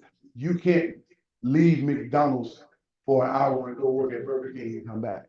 You probably had that guest sitting here looking at you all kind of. You Yeah. probably had two clients come in during that time. Yeah. So I all right. So really quick, right? Because I feel like we're doing a lot of talking. Let's open up the floor. Where did my man go? Where you just left? Did he take a bathroom break? What happened? All right. So this is the moment. Usually Rockstar does this, and he does it way more smoother. If y'all can believe that, he does it way more smoother than me. However, I'm gonna say we're gonna open up the floor. Questions, please. Whatever you guys have, whether it has to do with cigars, whether it has to do with this fine spirit that we're drinking, whether it has to do with the barber industry, or even how to create something like this where you guys are. This is your time. Like, please chime in. What up? Hey, salute. Hey, for one, man, I like to take my hats off to you, man. Doing hell of a Thank you, thing brother. down there. You pretty much answered. I was gonna ask a question like earlier back in the days. I think I said something earlier in the chat. So what about like kids? You know what I'm saying? Like as far as you know, is the shop like kid friendly? But then you say, well, you only take appointments. So that Right. pretty much So, answered my but question right there. I do cut kids. I do cut kids. I'm a family friendly shop, and it's very mandatory that the kids that come in, if they come in with their mother, the mother comes in maybe 3 or 4 times, and the mother most times needs a man to help her with her boys. Man, I appreciate you, brother. So what happens is after 3 or 4 times, I ask her, hey, you want to go to the mall or something? Hang out at the mall. And she doesn't mind that I smoke cigars or something like that. I also have kids that I've been cutting before I started this business. And then you get my clients that get married and have kids, and I'm the guy that cuts those kids' hair, and they bring those kids here. So I do cut kids' hair. I don't take new clients as far as kids. I don't take new 3-year-old kids because they don't have, they don't have the daddy in their life. Mama bring them in, got these little bad motherfuckers. I don't do that no more. Facts. I will, but I haven't gotten any new clients like that in years. So quick question, right? So where we are right now, is this considered Dallas or this is considered Dallas area? This is Dallas County. This Okay. is Dallas County. Dallas County. This is Farmers Branch. So I'm literally the Galleria. I'm like 4 blocks from the Galleria Mall. So I love Galleria Mall. yeah, Galleria Mall is right up the street. I'm about 4 blocks from the Galleria Mall. So it's Dallas County, but it is Farmers Branch. So I'm a block out of Addison. Addison is 1 block that way. So how does being here fit your demographic? Everybody's here. You got Dallas. I'm right in the heart of everything that's happening. Addison is right there. Addison is where everybody goes to party. Oh, really? Yeah. Oh, Addison wow. is where everybody goes to party. Everybody on the north side of Dallas, on this side of 30, either goes downtown or Addison.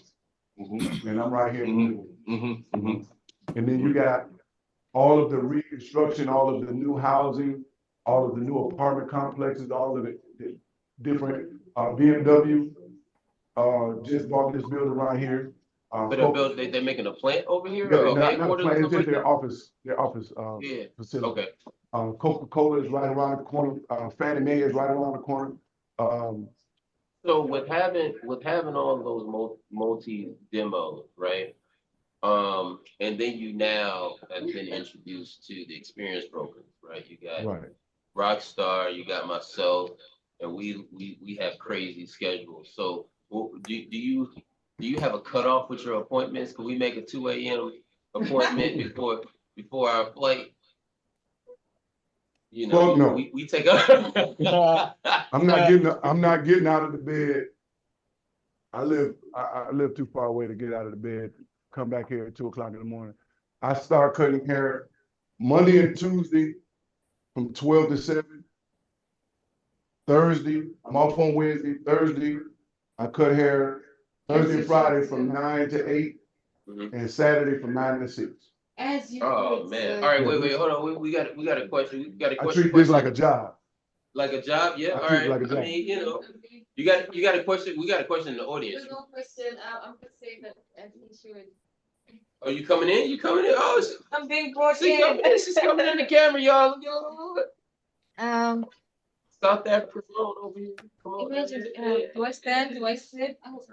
There you go. This is Say for so. me. Yep. You gotta hop in. You see your square right there. Boom. There you go. You in there. Sit in the chair. Sit in the chair right there behind you, so you can be seen. So they can see you. So if I sit down right here, people can see Yep. me? Yeah, Yep. they can see you. Boom. You right there. They can see you. We're gonna tilt it a little bit.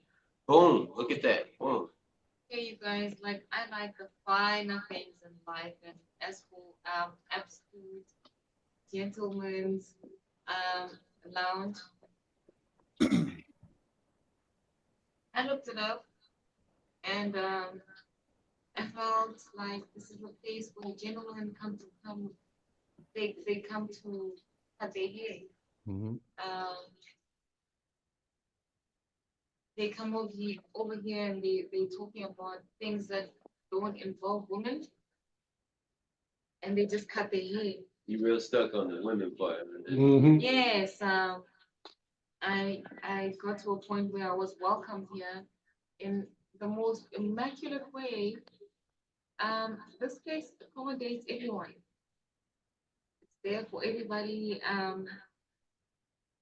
You could be a gentleman, you could be a woman, you could be whatever because now it's weddings. Yeah. So,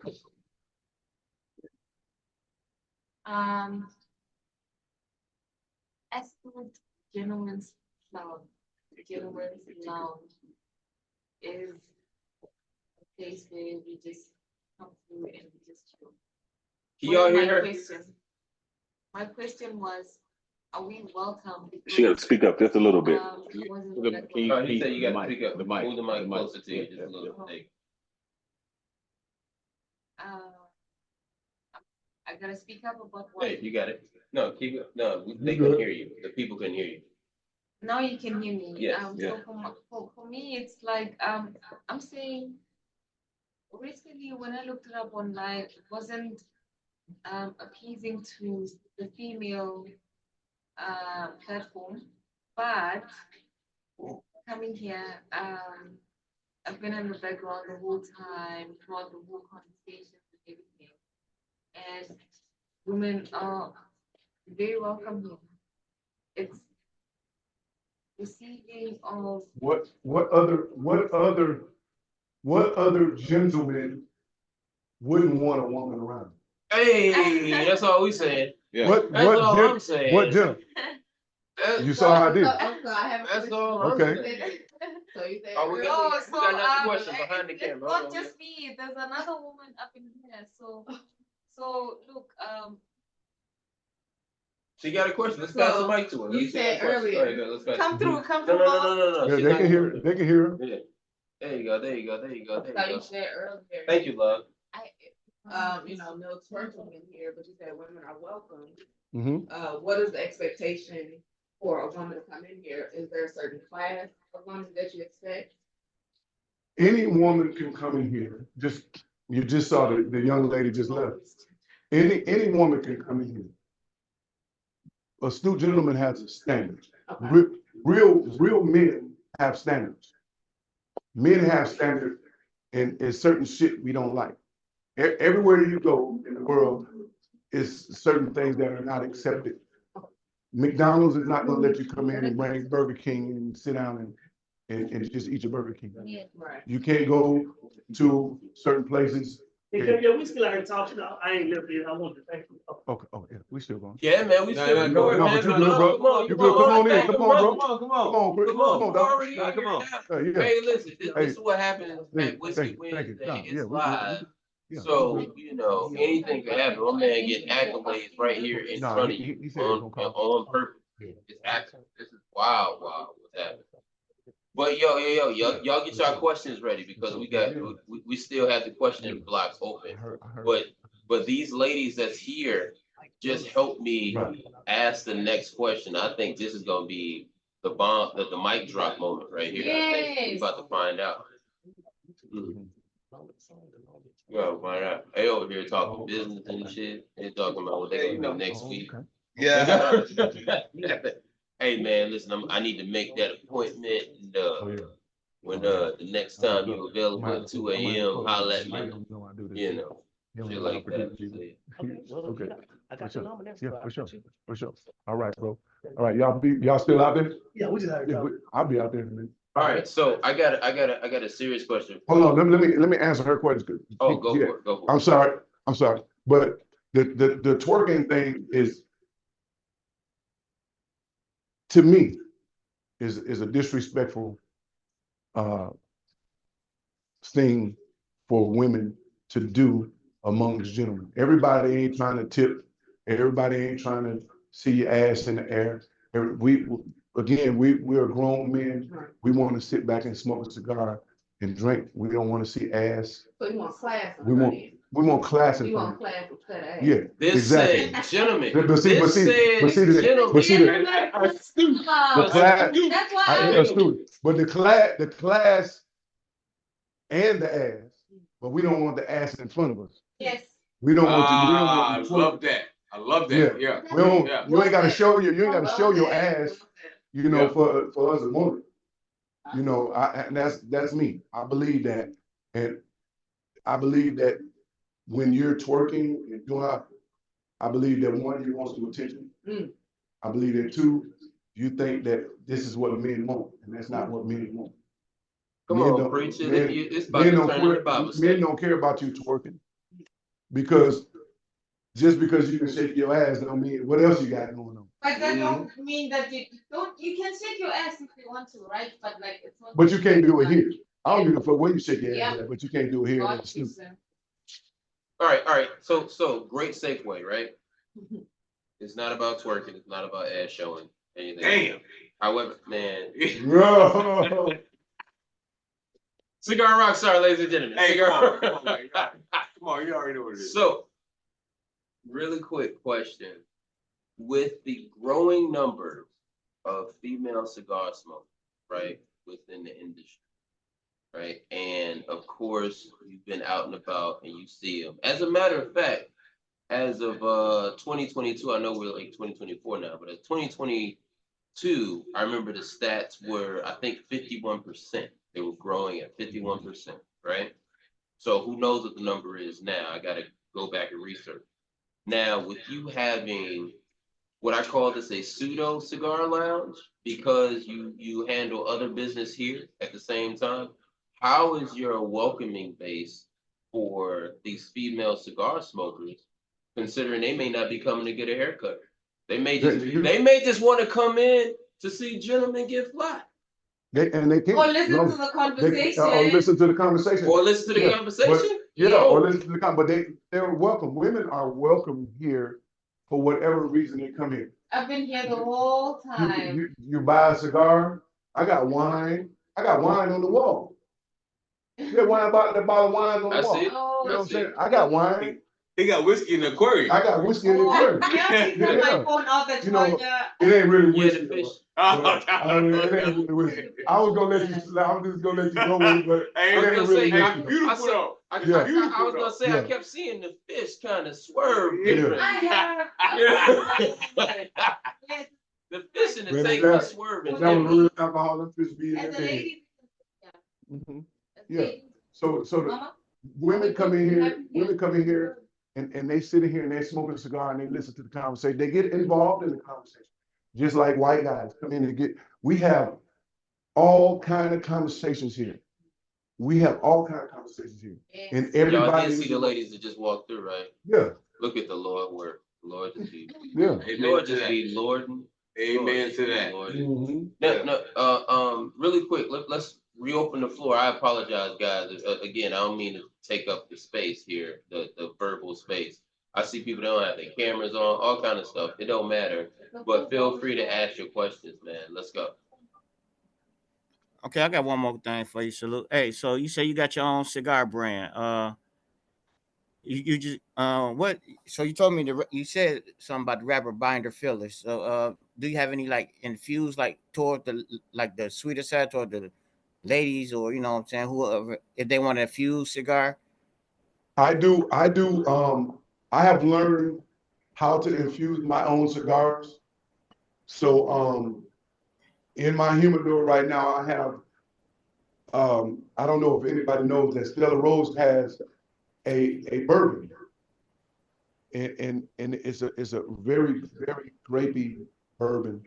It's a sweet bourbon. Yeah. But it's Stella Rose Black. Yeah. Oh, yeah. Yeah. Yeah. And I have cigars that's infused with Stella Rose Black. So I've learned how to infuse my own cigars, and I will do, 40 or 50 sticks, just to infuse. you asked me a question, and I'm trying to answer the question without saying too much, but, and not without saying too much about other stuff that I'm doing. But I am coming out with my own sweet cigar. I'm gonna just say that. So I'm coming out with a sweet cigar for the ladies, specifically for the ladies. And if men want to smoke it, they can smoke it. Only available here. Only available here. And you know what? You know, on this cigar thing we talking about, I got you. Yeah. So you'll be able to buy them and sell them in the lounge. Only available here and at smoke break. Yeah. Yeah. So this is how this is how we do business. This is how this works. You know, you meet people, you converse with people, you find out how cool they is or how full of shit they are, and you make a decision on how you're gonna deal with them accordingly. I rock with it. Let's do business. Thank you, bro. Yeah. And we already got a bet on the table. We might as well. We got all kind of business. All kind of business happening today. We might as well be able to talk shit across the table. So Jeff, you mentioned you enjoy boutique cigars. Mm-hmm. What does it take? I mean, your humidor's pretty full, brother. Wait, and Rocky Patel. He'll let Rocky Patel come in. Oh, I got some Rocky Patel. I got some AJ Fernandez. I got some New World. You got AJ? Yeah, I got some.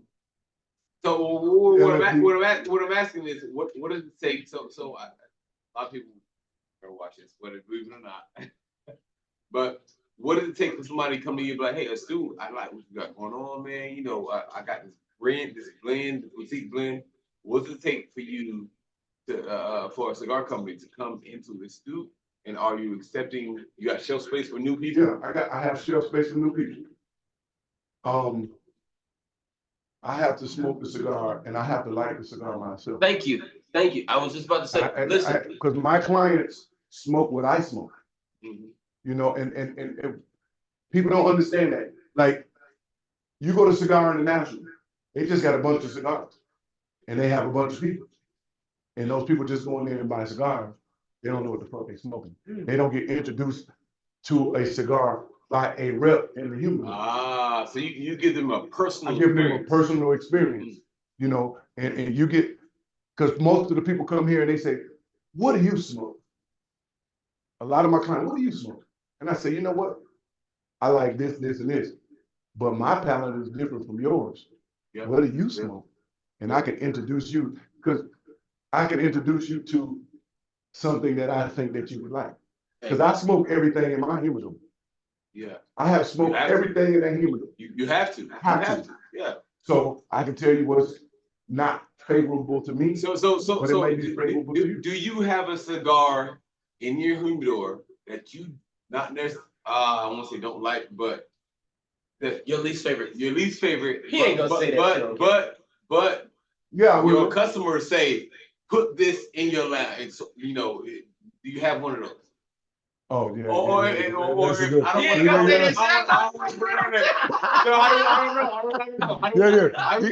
How do we word it? Yeah, no, you got it's out there now. It don't matter how you reword it. There's no diplomatic. I mean, your palate. I mean, you've been smoking for 20+ years. Right. Your palate's gonna be different than somebody who been smoking less than you or whatever that says, hey, I enjoyed this. You should have it in your lap. So it's nothing disrespectful about that. But so if that person is consistent at my lounge, I'll get those cigars for that person. So I will do that. Come in. How many? You want reps to come in? Yeah. How many appointments they got to make? No, you just consistency is consistency. Yeah. If you come here to smoke, if you come here to get your haircut, and there's a specific cigar that you like, I will get that cigar. But I mean, what is a consistent appointment client? It depends on you. That's on you. Oh, that depends on you.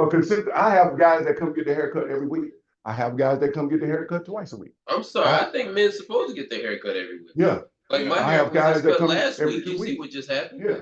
I got guys that come every 2 weeks. I got guys that come. Most of my white clients come once a month to get a haircut. Yeah. But they're 10 white guys. I have 10 white members. I think 10 or maybe 11. What's the ratio? What's the ratio of you got members? We didn't Yeah. talk about members. Yeah, we got get members. that. I know this is a long Zoom, y'all, but it's a lot to unpack. Yeah, it's a lot to unpack in Yeah. here, Doc. So what do you is. think? You think people come here to get a cut more, or to smoke more, or to get a It's cut about- and smoke more? It's about the cut and smoke more. Cut and smoke more. More the individual people that come to get just the smoke is little of them. And then there's little of people that just come to get a haircut. But it's more people that just come get a haircut than people that just come to smoke. But And most of my people get the whole gamut. And They get you the whole get thing. and you get 36 new clients Every year. month. I on get average. 36 people walk through that door that has never been here before to get a haircut. What do you hold that to? Is that word of mouth? Is that your Google. media? Like what's that? Google. Google is a monster. Google is a monster. If you learn how to use it. So I'm guessing I already know, but for the people on here, is it customer service? Is it the cut? Is it the cigar? Is it the? Look at this place. You got. I mean, literally, somebody can come in here and fall in love with the ambiance. Yes. They come in here and fall in love with the cigar. They come in here and fall in love with the whiskey. What do you think? What do you think it is that like people? I know what it is. It ain't nothing to think about. But what I want the people that are watching, go Google Astute Gentleman, read the reviews, and read your favorite review. Yeah. Tell me what your favorite review is, because my reviews speak for themselves. My reviews, everything that my reviews are, one dude left a book. Talk that talk, Jeff. Talk that talk, Jeff. I mean, dude, it's not. Get in your bag, bro. Get all the way at the bottom with the peppermint sauce. Get in your bag. What I do here is exceptional. And what I have here is it's world class. He said it. I just repeated what he said. So Jeff. This world class. Let me be Jeff. You got something, baby girl? Let me be devil's advocate. You can be as perfect as you think you are. You're gonna get a bad review. Mm-hmm. Have you had a bad review and like comment on that? Like what I had a bad review. I'm gonna tell you what my worst review was. My worst review was a guy that came here on a Wednesday. Now, if you remember, I told you what days I cut hair. He came here on a Wednesday and he left a review saying that they're not open when they say they're open. And he gave me a 1-star review. I responded to his review saying that if you saw Google, if you found me on Google as you did, you will read the description and it says book by online appointments only in capital letters. And then it gives you the rest of the description. And if you would have went to book online, then instead of walking in, you would have known that you wouldn't be able to book an appointment on Wednesday. But if you would like to come, I will give you a haircut half price. He came back, got his haircut, and he's still a client today. Oh, right on. wait, hold on. Did he leave another review though? Yes, he did. And it was a positive review. And he gave me a 5-star review. The service here is impeccable. It was his words. Listen, I will attest myself that the service here is impeccable. And I know we're doing this show. And I can say, I appreciate you. Hold on. I appreciate you, love. You know what I'm saying? Hold on, what you talking about? You know what I'm saying? Hey, listen, I was never gonna grow a beard, but like my man has inspired me to keep this on my face. So this is what's gonna happen. Mm-hmm. That's what we doing. But no, one more question, man. Before I ask the question, anyone out there in the audience got a question? Anybody on got a question? Anybody other than Nate? Because Nate been asking all the questions. Let me give a shout out to the Detroit crowd in here. I see D-Jack in here. I see What's going on, man? in here. You know what I'm saying? Train Man, bro. Happy birthday, bro. I see you. Train Man? Yeah. So, you know, Train Man, he be on here. Are you still on here in your car? Yeah. But DJ, bro, thanks for joining, man. What you got going on, sir? What's up, man? What's happening? Well, let me get you a minute, Chris. DJ, what you got going on, bro? Not much, man. I was just listening, man. Astute, man. Again, man. Great job, brother. I'm proud of you.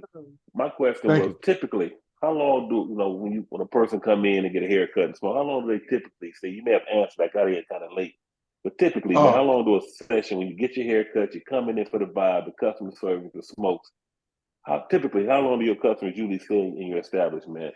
The other one, the smart, it's open. It's open. I heard you just a second. Okay. Yeah, there you go. Okay, Yeah. Oh, okay. So when you book an appointment, I always ask people to come in 15 minutes before your appointment so that you can enjoy the cigar, the whiskey, before you get your haircut. I mean, 15 minutes, that's not very long though. But- a cigar might take an hour. But here's the thing. When you get in the chair, you can smoke your cigar. Okay. And when you get done with your haircut, you can still smoke your cigar and hang out as long as you want. I bear witness. Okay. I bear witness. Yeah. I just That's did what's it. You can, yeah, so yeah, it's not a long time, but the average on Google, I think it said the average person stays there for 2 hours. Yeah, and that's about right. Yeah. You think about, us, barbershop is like our sanctuary, right? This is Right. where we go. We talk man talk. We talk life.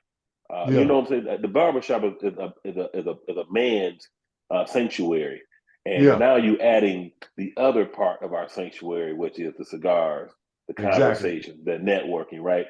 So me personally, I know if I'm in the Dallas area and I come down, I book appointment, I'm gonna be in there 3, maybe 4 hours because again, we talking about everything. We talking about life. Yeah. We getting haircuts, and it's just a vibe, right? And so, that's again, man. I salute you, brother. That's something that we don't have currently in Michigan, and I will definitely, when I come down to Dallas, man, I definitely will look you up, man. I ain't got no hair. I'm kind of the bald Deanie. Hey, look, brother, do need a beard. I'm not in the Guinness Book of World Records, but I think I should be. But if you go watch this is real shit. If you go look on my Instagram page, I have a video pinned to my Instagram page. I straight razor to shave a bald head in 2 minutes and 21 seconds. Golly. Yeah. Hey, so DJ, I know you ain't got hair, but Jeff, I know you can be bald and come here and get a beard service. You get the beard. Yeah, we do the beard grooming, beard service. I shampoo your beard. I got a shampoo that I spray on there and shampoo it. I blow it out. Okay. And hit it with that straight razor. Yep. Shape it up real good. Yeah, I got you. I'll take care of you, dog. All right, Definitely, now brother. as we're about to wrap, right? Because this is probably this is not the longest. I think what Steve Soccer was like. Steve Soccer is like 4.5 hours. That was wild. But what I will say to you, Jeff, I will ask you, please tell the people, because you're heavy on branding. You got your glasses, you got cigars. Your name is all over the building. What else, like as far as accessories, men's products, products for unisex? I don't know. Like what else do you have to offer to people? I have t-shirts. So shout out to. Do I want to do this? Yeah. Hey. Shout out to the other cigar lounges. So some cigar lounges, I'm gonna say a name, but I'm not gonna say it. I'm gonna say the name, but I'm not gonna say the name. Shout out to the other cigar lounges. There are some cigar lounges that have smoking jackets. I am coming out with the cigar smoking vest. The Astute gentleman is going to have the Astute gentleman patch on the back. It's a vest, double-breasted vest. It's suede. It's a smoker's vest. Hey, hold on, bro. Hold on. Wait, what makes it? I'm into fashion, Jay. He's wearing a vest right now, ladies and gentlemen. I don't be seeing you suited and booted like that very often, bro. Like, how you coming out with some? You know what I'm saying? Like, what? Hey, it's look, rhinestone. Like, hold on. I'm gonna tell. Respectfully, Jeff. Respectfully. Hold on. Right. I'm gonna tell you to ask Tim and Tommy. That's all I'm gonna say. Now, Gotcha. DNB, and Unoma. And Unoma. Yeah, I got you. I will get down. In fact, Me and you are gonna take the coldest picture for the masquerade. Oh, I'm let's telling do you it. that. I'm telling you that. Bro, let's do it, bro. I'm telling you. Yeah. I'm telling you. Because So obviously they're saying I'm not showing up because you obviously are not. Because don't they even gonna care take if the you- coldest picture. Listen, I represent Detroit everywhere I go. I'm sorry. I represent the twat everywhere I go.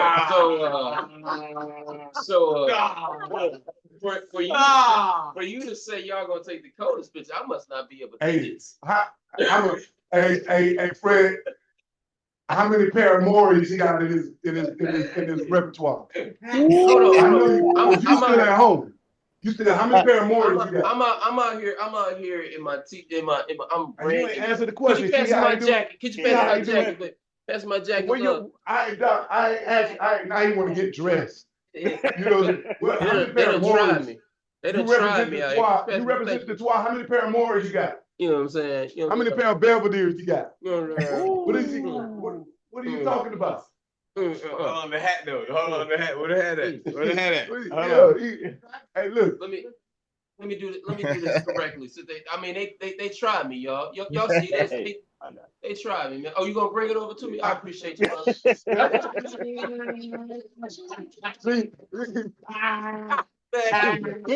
What?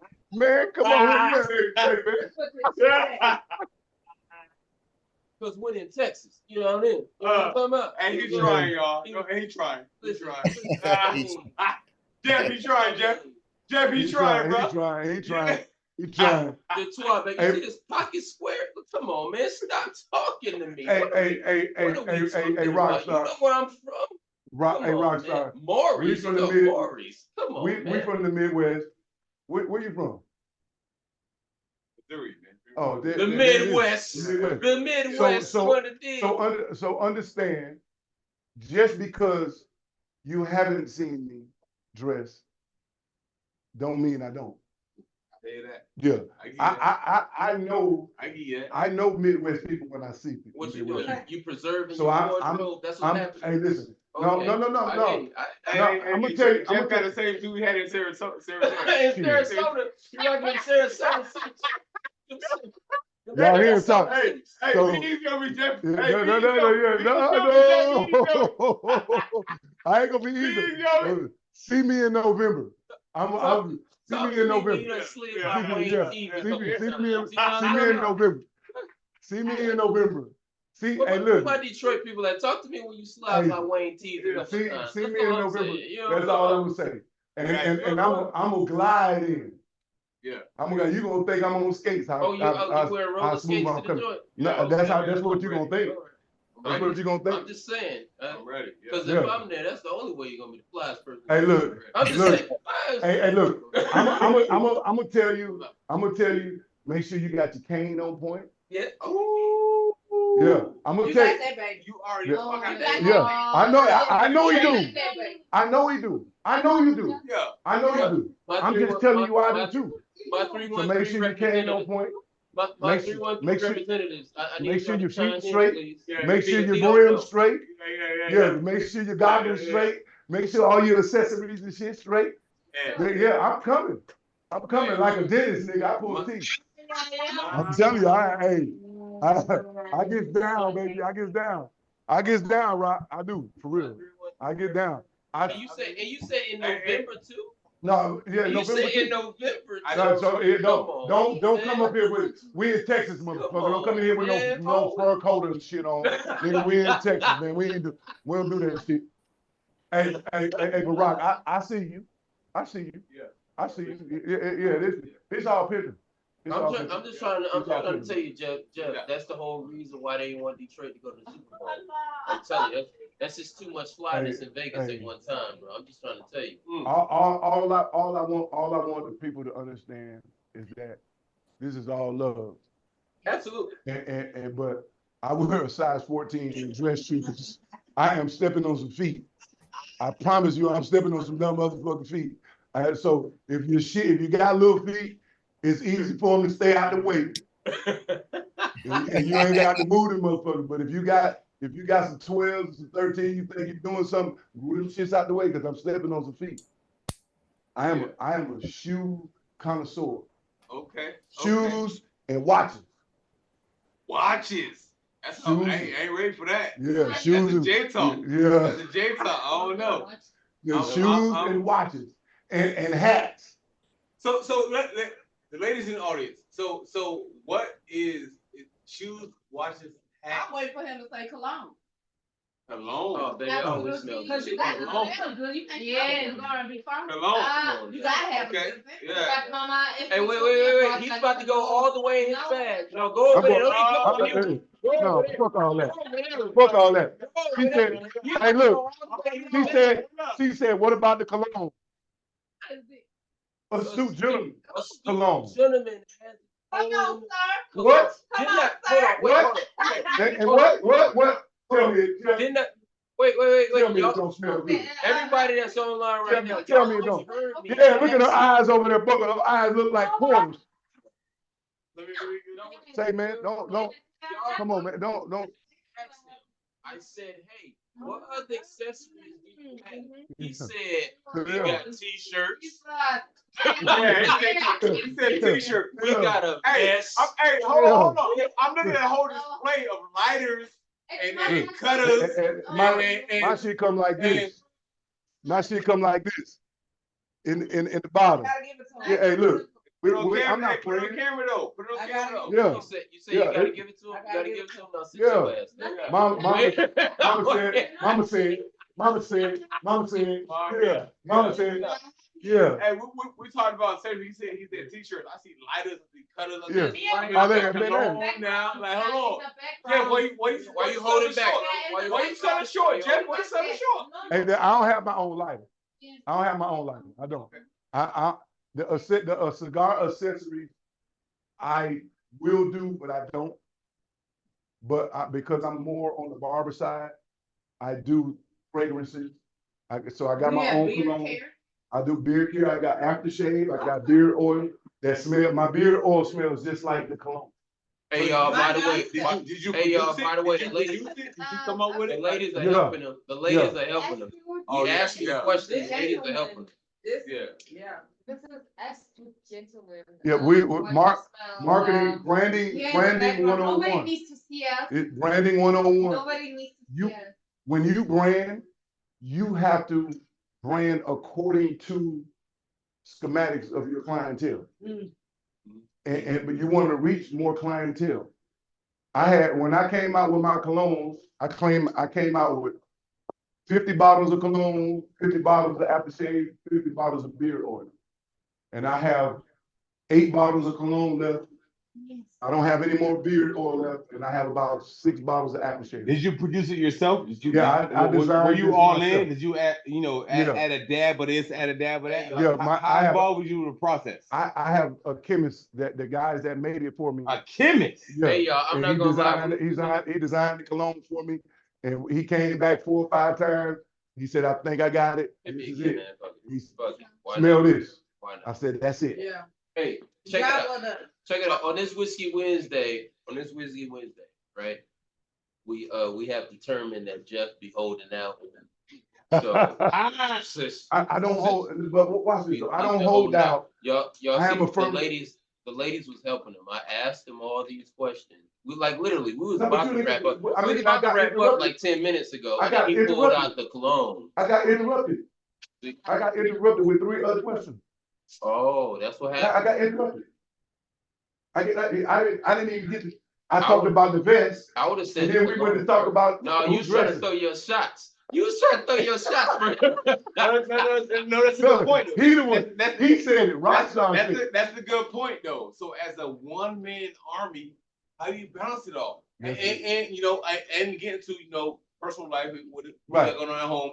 Right. How do you, as a one-man army, so proprietary, all this, you got biggies in the back, barbershop in the front, a beautiful humidor in the front.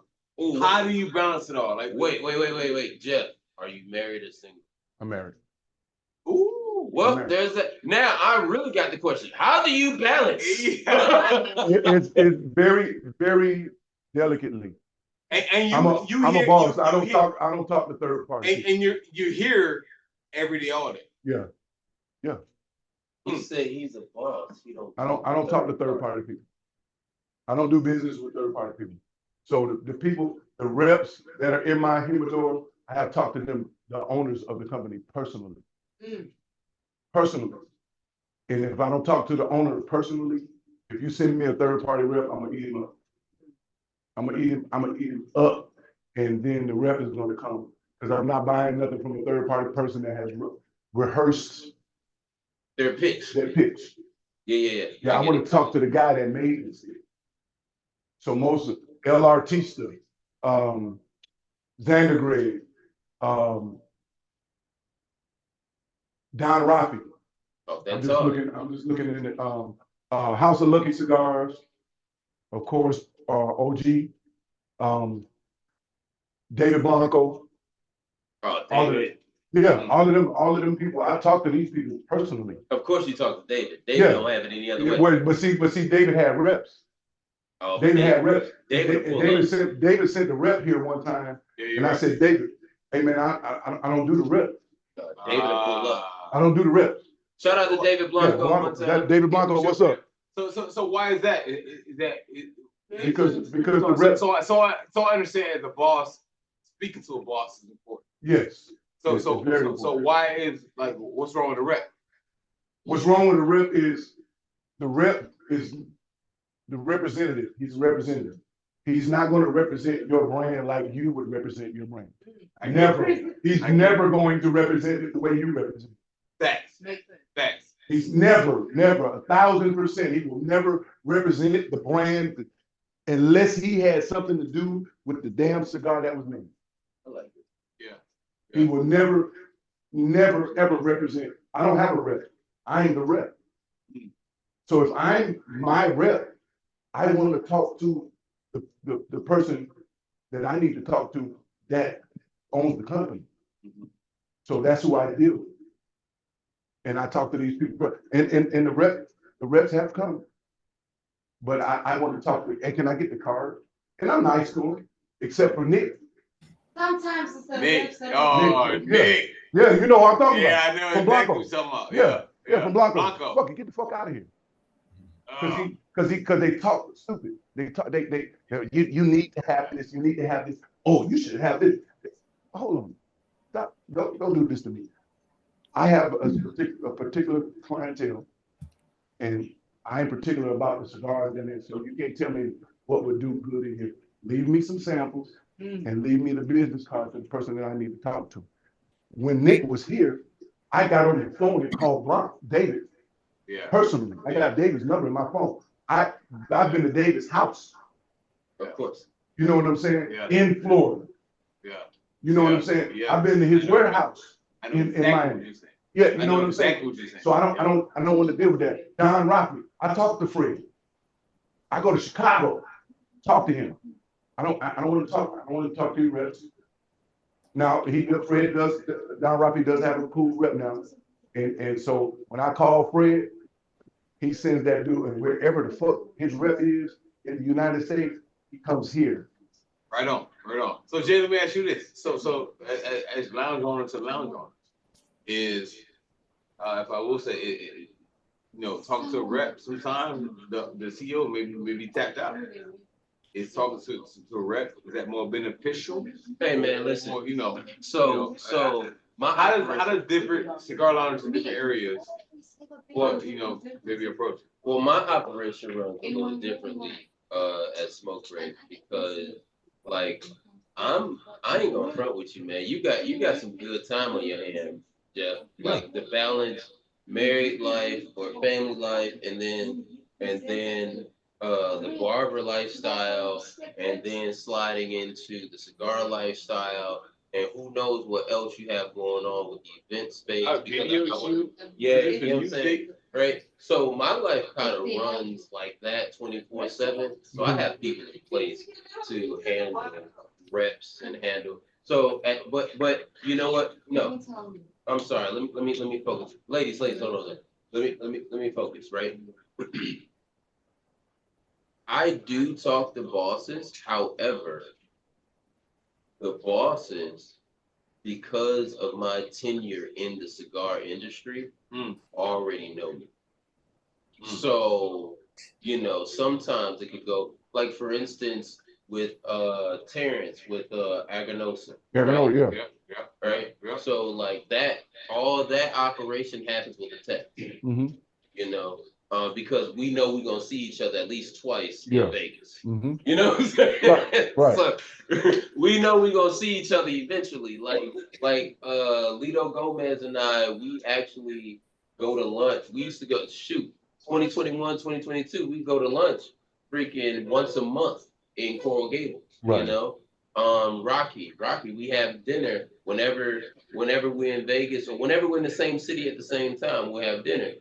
So like with things in Carlito, oh man, let's not even go. Yeah, Carlito, he's different. So he different. So even with that, being able to have or blessed to have that level of rapport, it's fine. I'll allow the reps to come in and do their thing because I already have, I have an amazing general manager, right?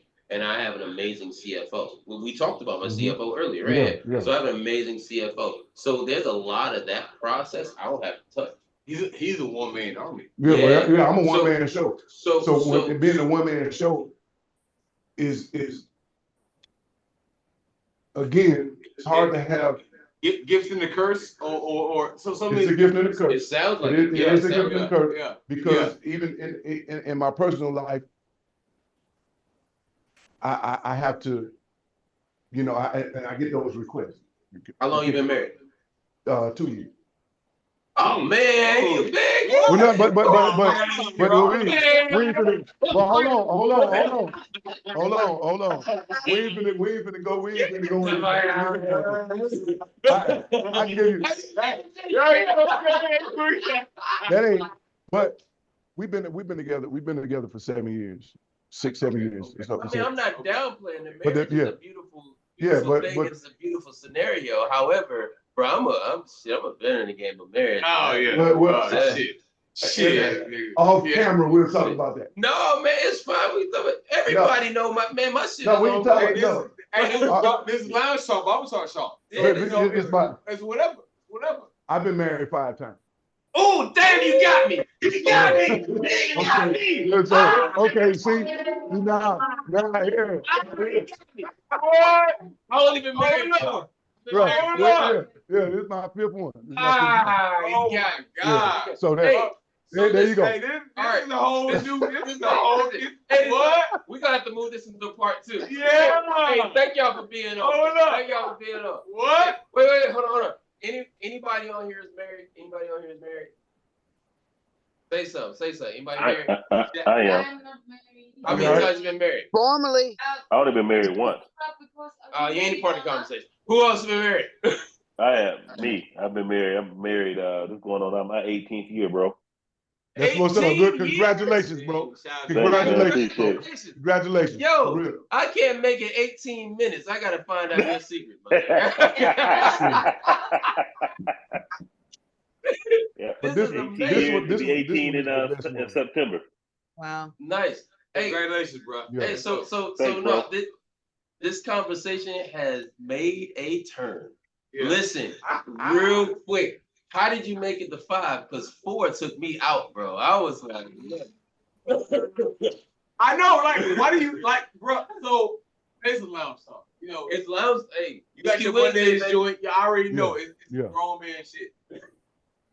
Number 5, you want to get married? You want to get married again? So matter of fact, I've been married. I've been married a couple times. Wait, hold on. I've been married a couple times. Number 2, number 3 is rough, but you on number 5. So I'm gonna say this, and I'm gonna be totally honest. People get married for a lot of reasons other than love. Jesus, yes, I No. Every time. No, bullshit. I'm with you. Bullshit. I call bullshit on that. Yeah. I call bullshit on that. Because if you understand truly what love is, you will recant that statement. You will recant that statement because love doesn't allow you to do anything outside of your marriage. Wait, hold on. One more time. Love does not allow you to do anything outside of your marriage to jeopardize your marriage. Oh, that's perfect. Awesome. Okay, so if you were in love all 3 times, all 4 times, if you were in love all 4 times, Yeah. if you were truly in love all 4 times, you should be still married to the first one. That's what I thought. So, However, every time that I've been divorced, it was me filing divorce. so if you filed for divorce, why? Since we having this conversation, why did you file for divorce? Because it was broken. Who broke it? She did. No. Oh, come on. I'm not gonna let you do that. We're talking to 5 times married dudes. So what you mean? Like, what you mean? Listen. So everybody your 4 previous, you say you broke it? No. Oh shit. Hold on. No, I don't. Watch this. My first marriage, I married my daughter's mother because I wanted to spend more time with my daughter. I get it. Yeah. So can we talk about age? You know, I think age has a lot to do with it. Age has a lot to do with it. I was 26 first time I got married. Okay. First time I got married, I was 19. So I wanted to spend more time with my daughter. I get it. And I get it. Honestly, that's some real nigga shit. If I can. Real man shit. It's real man shit. For real. Yeah. For real. We didn't make it. I had sole custody of my son, Jeff Jr., since he was 2. And he needed a woman around. It was just me and him. For a long time, it was just me and him. I get it. And I met this young lady. She had 2 kids. I had my son. We all hit it off good. Get married. Look, I married her. She took my son. She said, "I'm going to take your son and put your son in the same school with my kids." So we stand on one side of town. She said, "Please allow me to let your son stay with me so he can go to school with my kids."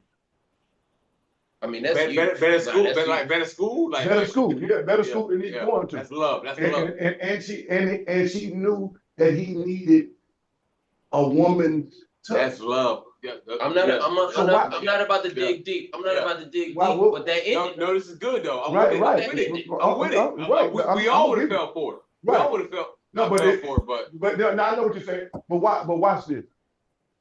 In that marriage, I did the things that I was not supposed to. I cheated. So you fucked up. Great. Hold on, bro. Yeah, I accept my responsibility. But I was also willing to work it out, fix it. So we moved to Texas. When I moved to Texas, she decided she didn't want to move to Texas. I got here, started doing my own thing. After about 6 or 7 months, she said, "Yeah, I'm gonna come to Texas. I'm gonna work on it." She got here. I fell for the banana in the tailpipe. After she got a job, she called me at work one day and said, "I got my own place."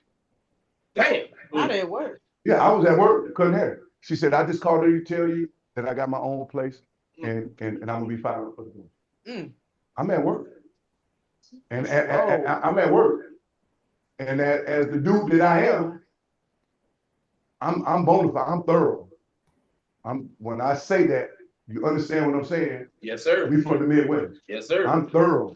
I'm in the book. Go ahead, do your thing. All right, do your thing. All right, and I didn't even get mad. And in fact, I chuckled because I knew where I was going, and I knew she wanted to go with me, but she can't go. So just to give you some enlightenment on what I just said, the All-Star NBA All-Star was at the Cowboy Stadium. Yeah. One of my good friends used to play for the Bucks. Oh shit! Yeah. I was here for that. That's when it snowed. Yeah, it snowed. Yeah, I was here. So she knew how I moved. One of my homie that played for the Bucks, his name was Dwayne Bird. Bird gave me some tickets to the All-Star game. She called me and she said, "Is Dwayne coming down for All-Star?" I said, oh yeah, you know he's gonna be here. She said, so I know he's gonna give you some tickets. I said, yeah, what are you asking me? Can I go with you? I said, nah, I don't take random chicks to shit like that. That was my response with a straight face. I don't take random. She said, how am I random? I'm your ex-wife. I said, emphasis on ex. X. You're random. And we ain't fucking. If I take whoever I take somebody to the All-Star game, it's somebody I'm fucking. Damn. I mean, it only makes sense. Yeah. It only I mean, makes sense. that's just, yeah. So we had that. That was it. That was it. You walked away. I asked you to let's fix it. You come in here, let's fix it. But she came with She another came. She came with another agenda. Yeah, that's cool. That's cool. So my third wife. So I played football in Canada. Played for the Hamilton Tiger Cats. This young lady, man, was like my biggest cheerleader. We were really, really good friends. She went to prison. We lost contact. I went to prison, and we just fell apart. And her daughter contacted me on Facebook, and we got together. And I'm gonna tell you how the conversation went. She was supposed to get married. She was telling me, yeah, I was supposed to get married, and I decided that I wasn't gonna do it, and I changed my mind. I said, well, shit, marry me. And she said, yes. What the fuck? Yeah, just like that. It was like, and I hadn't seen this girl in 20 years. Y'all are literally a part of freaking barbershop conversation Right. This is some wild ass shit. If anybody got questions, please feel free. Feel free. Yeah, feel free. To chime the fuck in because god damn. But again, people get married for whatever reason they get married for, and there's no luck. So my fourth marriage, I was dealing with this young lady, and I got her pregnant. Jesus. I got her pregnant, and there was no way, as the responsible dude that I am going to be a baby daddy across town. I'm not picking my son or the daughter up from nowhere, so on and so forth. And we got married, and we planned on raising the child together. Whether we like each other or not, we're gonna raise the child together. She lost the child after we got married. She lost the child. She got pregnant again. She lost the child, and then she filed for divorce. Yeah. I This- don't got those stories. Right. I will say this. So, man, I don't want to take Whiskey Wednesday just went left. Yeah. So then, can we? So I heard you mention the penitentiary. So I'm an open book, bro. I'm an open book. Okay. Yeah, I'm an open book. Hold on, baby girl. Hold on. Yeah, you got to talk on the mic on this one. Go ahead. Hey, are y'all getting this right now? So I Hey man, we want to see the audience too, man. I mean like how You said what? We want to see the audience too. Oh, they want to see the audience too. You gotta come around to. No, she don't want to come to the camera. They don't want to come. Yeah, she don't want to be on camera. Okay. But what you're saying to them is like anything at any time, right? Mm-hmm.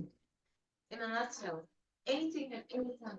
And as much as you cultivate, you can use protection, you can whatnot and whatnot. At some point, Jesus, I have to.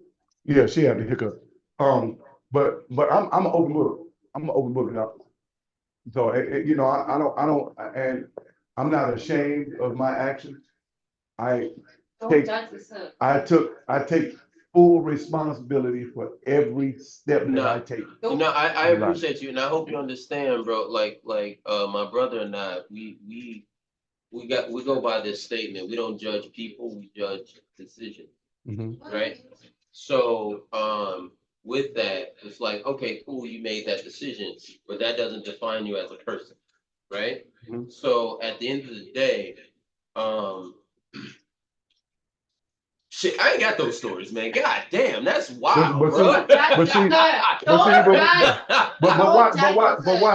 I will say this. So somebody listen on here. May say if we can keep it over conversation. You married for the wrong reason. Yeah. However, But for you from, to say, wait, from he a just man, said- he from just a said, man's I standpoint, married- I didn't marry for love, and I'm like, every time I marry for love. but from a man's standpoint, you wanted the best of your kids. Yeah. You wanted the best for. Yeah. I mean, so Yeah. that's. I don't know. Yeah, and it don't have nothing to do with love, because I can tell you that all four of those marriages, Yeah. I cheated from day one. Mm. I can tell you that all four of those marriages, the day before I got married, I fucked somebody else. Oh yeah. I can tell you all the way from all four of those marriages, I cheated from day one. Yeah, man. I'm I can tell you that. And I can be straight up with that. But this one, You found the right one. Yeah. Hey, you know what? You know, a young lady told me this not too long ago. She said, "Right package, wrong door." And I said, "Wow." Wow. And that was the perspective that she gave me for helping me understand of like why everything else like fell apart and why, you know, that situation or a situation worked out. I'm single, holla. But you know, that's why, you know, situations work. But here's a nugget. Here's a nugget that I had to learn after my fourth marriage. I had to learn that whatever happens as a man, whatever happens in your household, you are completely responsible for what happens in your household. Agree. At the man, not the woman, not the kids, the man. Agree. That's an amazing statement, Yeah. because I just had that conversation today, as a matter of fact, where I think I was talking about my marriages, and it was like, yo, you the common denominator. And I was like, yeah. Yeah. Because at the end of the day, no. At the end of the day, I remember my last marriage, I used to have to tell my ex-wife, I say, yo, like, you could turn into a crackhead tomorrow, and that's just my fault. You could become a freaking gambler and gamble all our savings away and all. That's my fault. Yeah. All of it. Yeah. Which is crazy because, you know, as a man, you know, we take the responsibility on, not even meaning to, not even wanting to, not even. I mean, it could be. It's our fault. If you're a believer in God, boom, and you believe, and you read the Bible, and you have faith in what God said biblically, He gave man the responsibility of everything under his feet. Everything. Amen. So everything under your feet, the word dominion means everything under your feet. Yeah. No disrespect to the ladies, because ladies take this word, they take this the wrong way when I say this. No, we don't. Because some women do. No, we don't. Because women want to be equal to men. No, we don't. Listen, sweetheart. Women want to be equal to men. And women are not equal to men. It's impossible. It's impossible. It's impossible for a woman to be equal to a man. In fact, it's impossible for a man to be equal to a woman. We can't do what y'all do. Y'all can't do what we do. And vice versa. Right. Yeah. So I mean, but the responsibility realm are completely different. Yeah, exactly. So having dominion over a thing, and in fact, God gave man dominion over the world. And so if He gave us dominion over the world, when there was no woman, and then He created the woman, what do we have dominion? We are responsible for how our women is. That's why I don't allow women to twerk. I have a newfound respect for the combination of words of Astute gentleman, just based on that statement right there. Because you sir, glasses up to you. You sir completely understand what Astute gentleman. Anything that anyone feels, different characters. Look at my personality up in yours. Gentleman stuff. Thank you. Thank you. But I know what I know because my father instilled it in me. My father is 81 years old. He instilled it in me. He grew up, and everything that I told you that I've done in my life, he did it in his. I saw him do it. My father was a single father with 2 boys at 2 and 1.5. My brother younger than me is 11 months younger than me. And my dad 11 months, same mother, same mother, same father. 11 months, 11 months younger. Woo, let's get it in. Yeah. Yeah. And my dad said, I will never turn. He tells me this also. He said, when I had you in your home, he said, when you were born, I decided that I would never turn my back on my kids. And when that happened, I see it with the baby. I see it with the baby. Hey, little one. But he did it. And I watched him do it. I grew up watching him do it. And he married a woman that was 11 years younger than him. And she had a set of twins and another girl. And he married that and raised them, adopted them, and told the daddy, you ain't got to worry about these two. Man, come on, bro. That's a man. That's a man. That is so underspoken in the man community, the black community, the man, come on, bro. We all, I will say, we have children that we didn't assimilate yet, we are being the father figure to.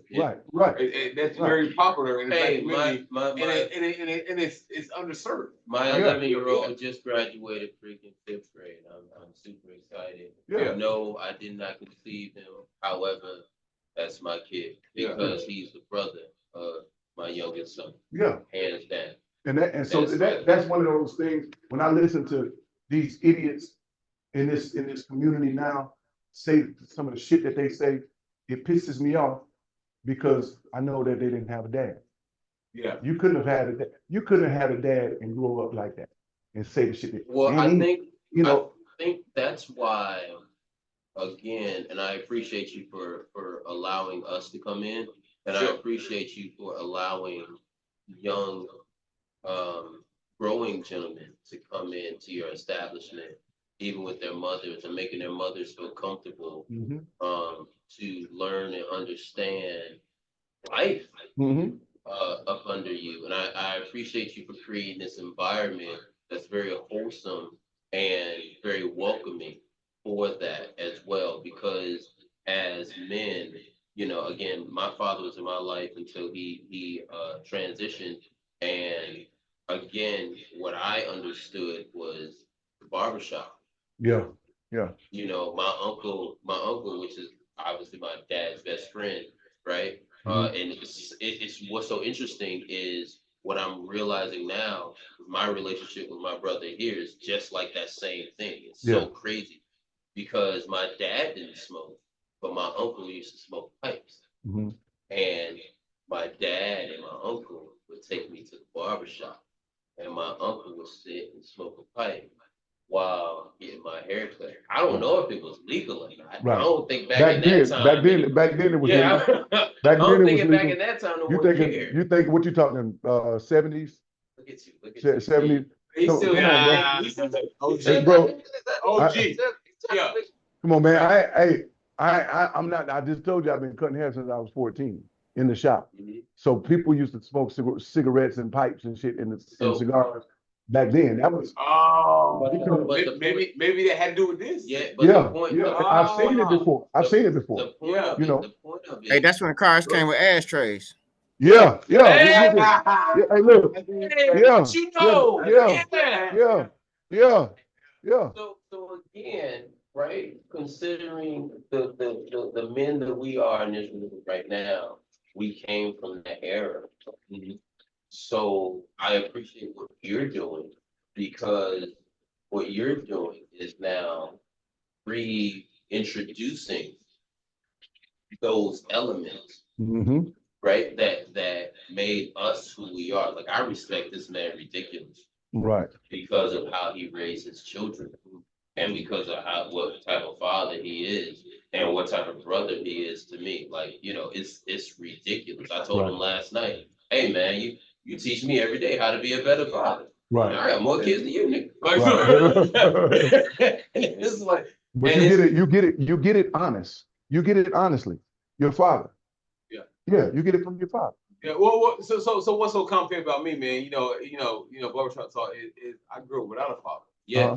I just know. So he's doing everything. What not to do. There you go. You know what I'm saying? Yeah, And only thing I can do is love and be there. Yeah. Nigga, you know, there's no blueprint to this, nigga. Yeah, ain't no blueprint. You know what I'm saying? Yeah, all I know how to do is I'm a lover with females. I just know how to love and be there. Right. So outside of that, complications with my son, the beautiful young lady there is, my daughter, all my kids are beautiful, but I just know what not to do. Right. Right. You know what I'm saying? So that's right. you know, and that's the thing, you know, with people, they feel like because they don't know what not to do, they just do what the fuck they feel like doing. You know, and because there's no blueprint, you can do what the hell you feel like. Yeah. Like I'm a firm believer of whooping my kids' ass. Yeah. Oh, absolutely. You know, Yeah. I'm a firm believer. I'm gonna tell you a story. Listen, my kid is not gonna be a product of the law. None of them. I'm gonna tell you a story. One of my favorite stories. I have 3 kids. I have one son that I just found out he was my son 8 years ago. I know what you mean. Hey. But my youngest son, Jeff Jr., he's been, like I said, he's been with me since he was 2. And I've only whooped him twice. That's all you need. One whooping with the belt and one punch in the chest. That's all you need. But this joker wait till because he was so smart and he was very disciplined because he was around me. Yeah. And this joker wait till he get ready to graduate from high school to get in trouble at school. Come on. You already know. I'm right. This joker got caught fucking at school. He got caught fucking at school. And I couldn't say nothing. I couldn't say nothing. I said, was she cute? Yeah. And he showed me a picture. I said, yeah, nigga. I said, well, take that phone, throw it in the corner, then give him some dap. Put all your shit in the corner, then you don't punish me. I couldn't, that's all I could say. And I rolled back over and went to sleep. Yeah. You know what I'm saying? Yeah. Because he knows. I'm with you 100%. I'm with you 100%. Yeah. And he knew he messed up. He wouldn't, and I tell my kids, I tell all my kids, my middle son that I just found out he didn't listen because he didn't ever get it. But I tell my daughter's the oldest. I tell all my kids, don't put me in a position that I have to go back to jail. I don't want to go back to the penitentiary. I didn't like the penitentiary. Well, it was what it was. It was the penitentiary. There weren't no women there. Yeah. I like to be around women. How has your penitentiary time molded you to the man you are today? Oh, wait, hold on. Make this shit good. This is the last question. I didn't see we done made it past. We're about to roll into wrapping up. We gonna open the clock. It's 11:11, baby. I got you. The penitentiary. How has it made me a better person? I simply just don't want to go back to the penitentiary. Yeah. Period. I mean, that's enough. That's enough. That's enough. So for people who have done a few hours, even in county jail, yeah, they get it. They get it. You don't want to go back there. You don't want to go back there. You don't want it. Men that want to go to the penitentiary, have at it. For women that want to go to the penitentiary, have at it. But I'm gonna tell you what you're gonna miss out on. The best thing in the world that God ever made, sex. I like to have sex, nigga. I ain't fucking no man. Yeah. I like to have sex, and I don't want to be in there. Literally about to say they be having sex in prison. Yeah. I don't want to. No, but it's possible for dudes. I know dudes that was fucking some of the guards and fucking the counselors, and I'm in the penitentiary. Freedom. Yeah. Freedom is sex. If you ever want me to get married without love, send me to prison. I'm marrying because I want conjugal business. Well, you better do something real big to go to Fed time, because if you go to state, you ain't getting no conjugal visits. You better do some federal shit. Cause you ain't getting no conjugal visits. Ain't no need you get married and go to the state penitentiary, nigga. You ain't no You make make it worth Make it worth it, but you better make it worth it, nigga. You better make it worth it. No, But let me open the floor for questions. Hey, so if you don't mind me asking, Brett. where you was locked up at? I did state time in Racine, Wisconsin, and I did Fed time in Duluth, Minnesota. Okay, Have you used that experience to mentor younger Black men? Astute. There it is. Facts. Yeah. And I am a 3-time convicted felon. But I can do whatever the fuck I want to do. You blessed, bro. I can do whatever the fuck, and I 3-time felon, you blessed, bro. and I can do whatever the fuck I want to do. I see you now. Yeah. I see you. I can do whatever the fuck I got. I got 5 guns. I got 2 passports. I can do whatever I want to do. You can still vote. So what would you say? Convicted felon. If you don't know, let me say this, because this is key. I said this 10 years ago, 12 years ago, and people thought I was lying, and they thought I was tripping. Convicted felons can still vote. Convicted felons. How is that? I'm gonna tell you. Yeah, please do. It's only 3. It's 3 or 4 states in the United States that don't allow convicted felons to vote. Alabama, Florida, Maine, and it's one more. They don't allow. If you're a convicted felon, you can't vote. But when you get, as a convicted felon, when you get off of supervision, when you get off of parole, CEO and all that. When you get out of prison, if you don't have to do any more prison time, the prison is supposed to give you a pamphlet to go re-register. They don't do that, so people don't think they can vote. If you get out of prison and you have to go see a parole officer for a couple more years or whatever, which I did. Yeah. When I got off probation, my parole officer gave me a pamphlet, and it had a re-registration form. And you go back and re-register to the community. As a if I will, as a convicted felon, how important is it to vote as a convicted felon? To me, I don't care. I care about the local stuff. The presidential stuff, I don't care. So the local politics weighs heavy. Heavy. The last time I voted for a president was the first time Obama ran. Yeah. I ain't voted for no president. Yeah. So local politics plays a major role. Yeah. Before you talk about presidency. Yeah. The presidential shit is everybody's a puppet in presidential. Yeah. So the local stuff is what tells you what's going on in your community. The president only dictates how much money you make. So each president changes the economy. And they fuck up the local shit.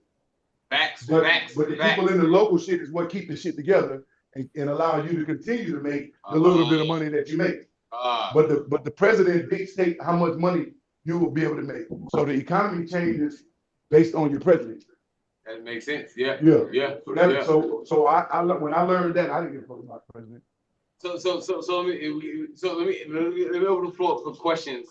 One last time for the chat, and I got a couple more questions. I got one more thing to say. All right. So Salute, you say you was in Sarasota, Florida. Am I correct? Yeah. Okay. How long you been down in Florida? I grew up in Florida. I left Florida in '84. I go home every year, at least twice a year. Okay, I'm gonna tell you, bro. I'm kicked out of Florida, bro. So I did time down there. I did 5 years. I went through Lake Butler. If you know about that. Yeah. A motherfucker don't want to go there. No, you don't. You don't want to go to Lake Butler. I've been to OCI. You might know some of my family. You know Hot Dog?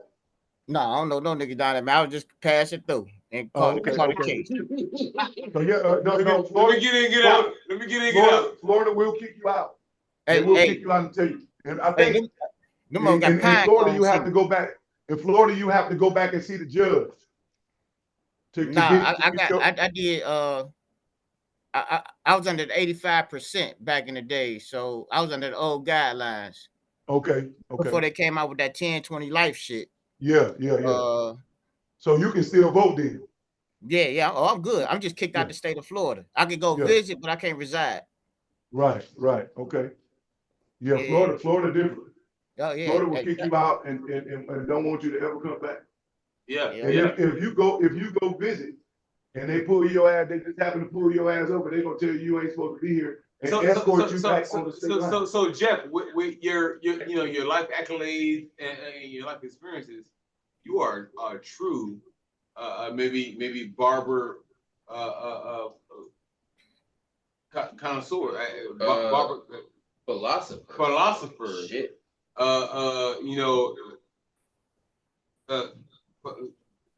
Somebody who can speak on barbershop talk and be vetted and talk about life experience and give you good knowledge. Yes, sir. Yeah. And that's why I came back to cutting hair, because that's what God told me. You're not done. You're not done. So this is my pulpit. Yeah. This let is my me ask you one last part question. Is this one last question? Before we cut, how does somebody? Why should somebody come support Astute Gentleman Barber and Cigar Lounge? Why should they come support Astute Gentleman? One last part question. Yep. You should come support Astute Gentleman Cigar and Barber Lounge, because it is a place where you can be yourself. You can be whoever the hell you are and learn to be respectful and learn to be the man that you're supposed to be. Learn the things that you want to know, learn the things that you What need about to know. the woman? And learn and about the women too. Women can learn, women can definitely find out what real men like. Yay! At Astute Gentleman. Men can find out what it is to be a man, what they're missing out on in life. I mean, it's a lot to unpack. That's a good question. There's a lot to unpack. But Astute Gentleman is that place that you want to come. If you want to embark on business, you want to talk about business, how to do business. You want to talk about life situations, how to help yourself through life situations. I'm always gonna give you biblical perspective. I'm not gonna give you Jeff's opinion. I'm gonna give you biblical perspective and what God said you're supposed to be doing, and then you figure it out from there. You can make your own decisions. Just like he said, you got a freedom of choice. I'm just gonna play. Hey, so man. I think that is like a mic drop moment. Come here. You gotta talk to these people. You gotta talk to these people. Because this ain't really my show. I'm just letting you know. Man, come on, man. But yeah. So look, this is I hope you guys enjoy being here tonight. It was beyond the privilege. I got a cut. I mean, shit. I think I still look good. Yeah, great. Right. He look good. So, he look good. Yay! So yeah, man. so yeah, there it is. So close these people out. Let's go. Man, we've been here rocking with Astute Gentleman with Jeff. We heard this man, bruh, convicted felon, made his way, a legend here in a DFW community. Mary. I don't know when you come through, when you come through, you gotta visit Astute Gentleman Barber and Cigar Lounge. This is Cigar Rockstar with Whiskey Wednesday. I do this every Wednesday. We had sit down, bro.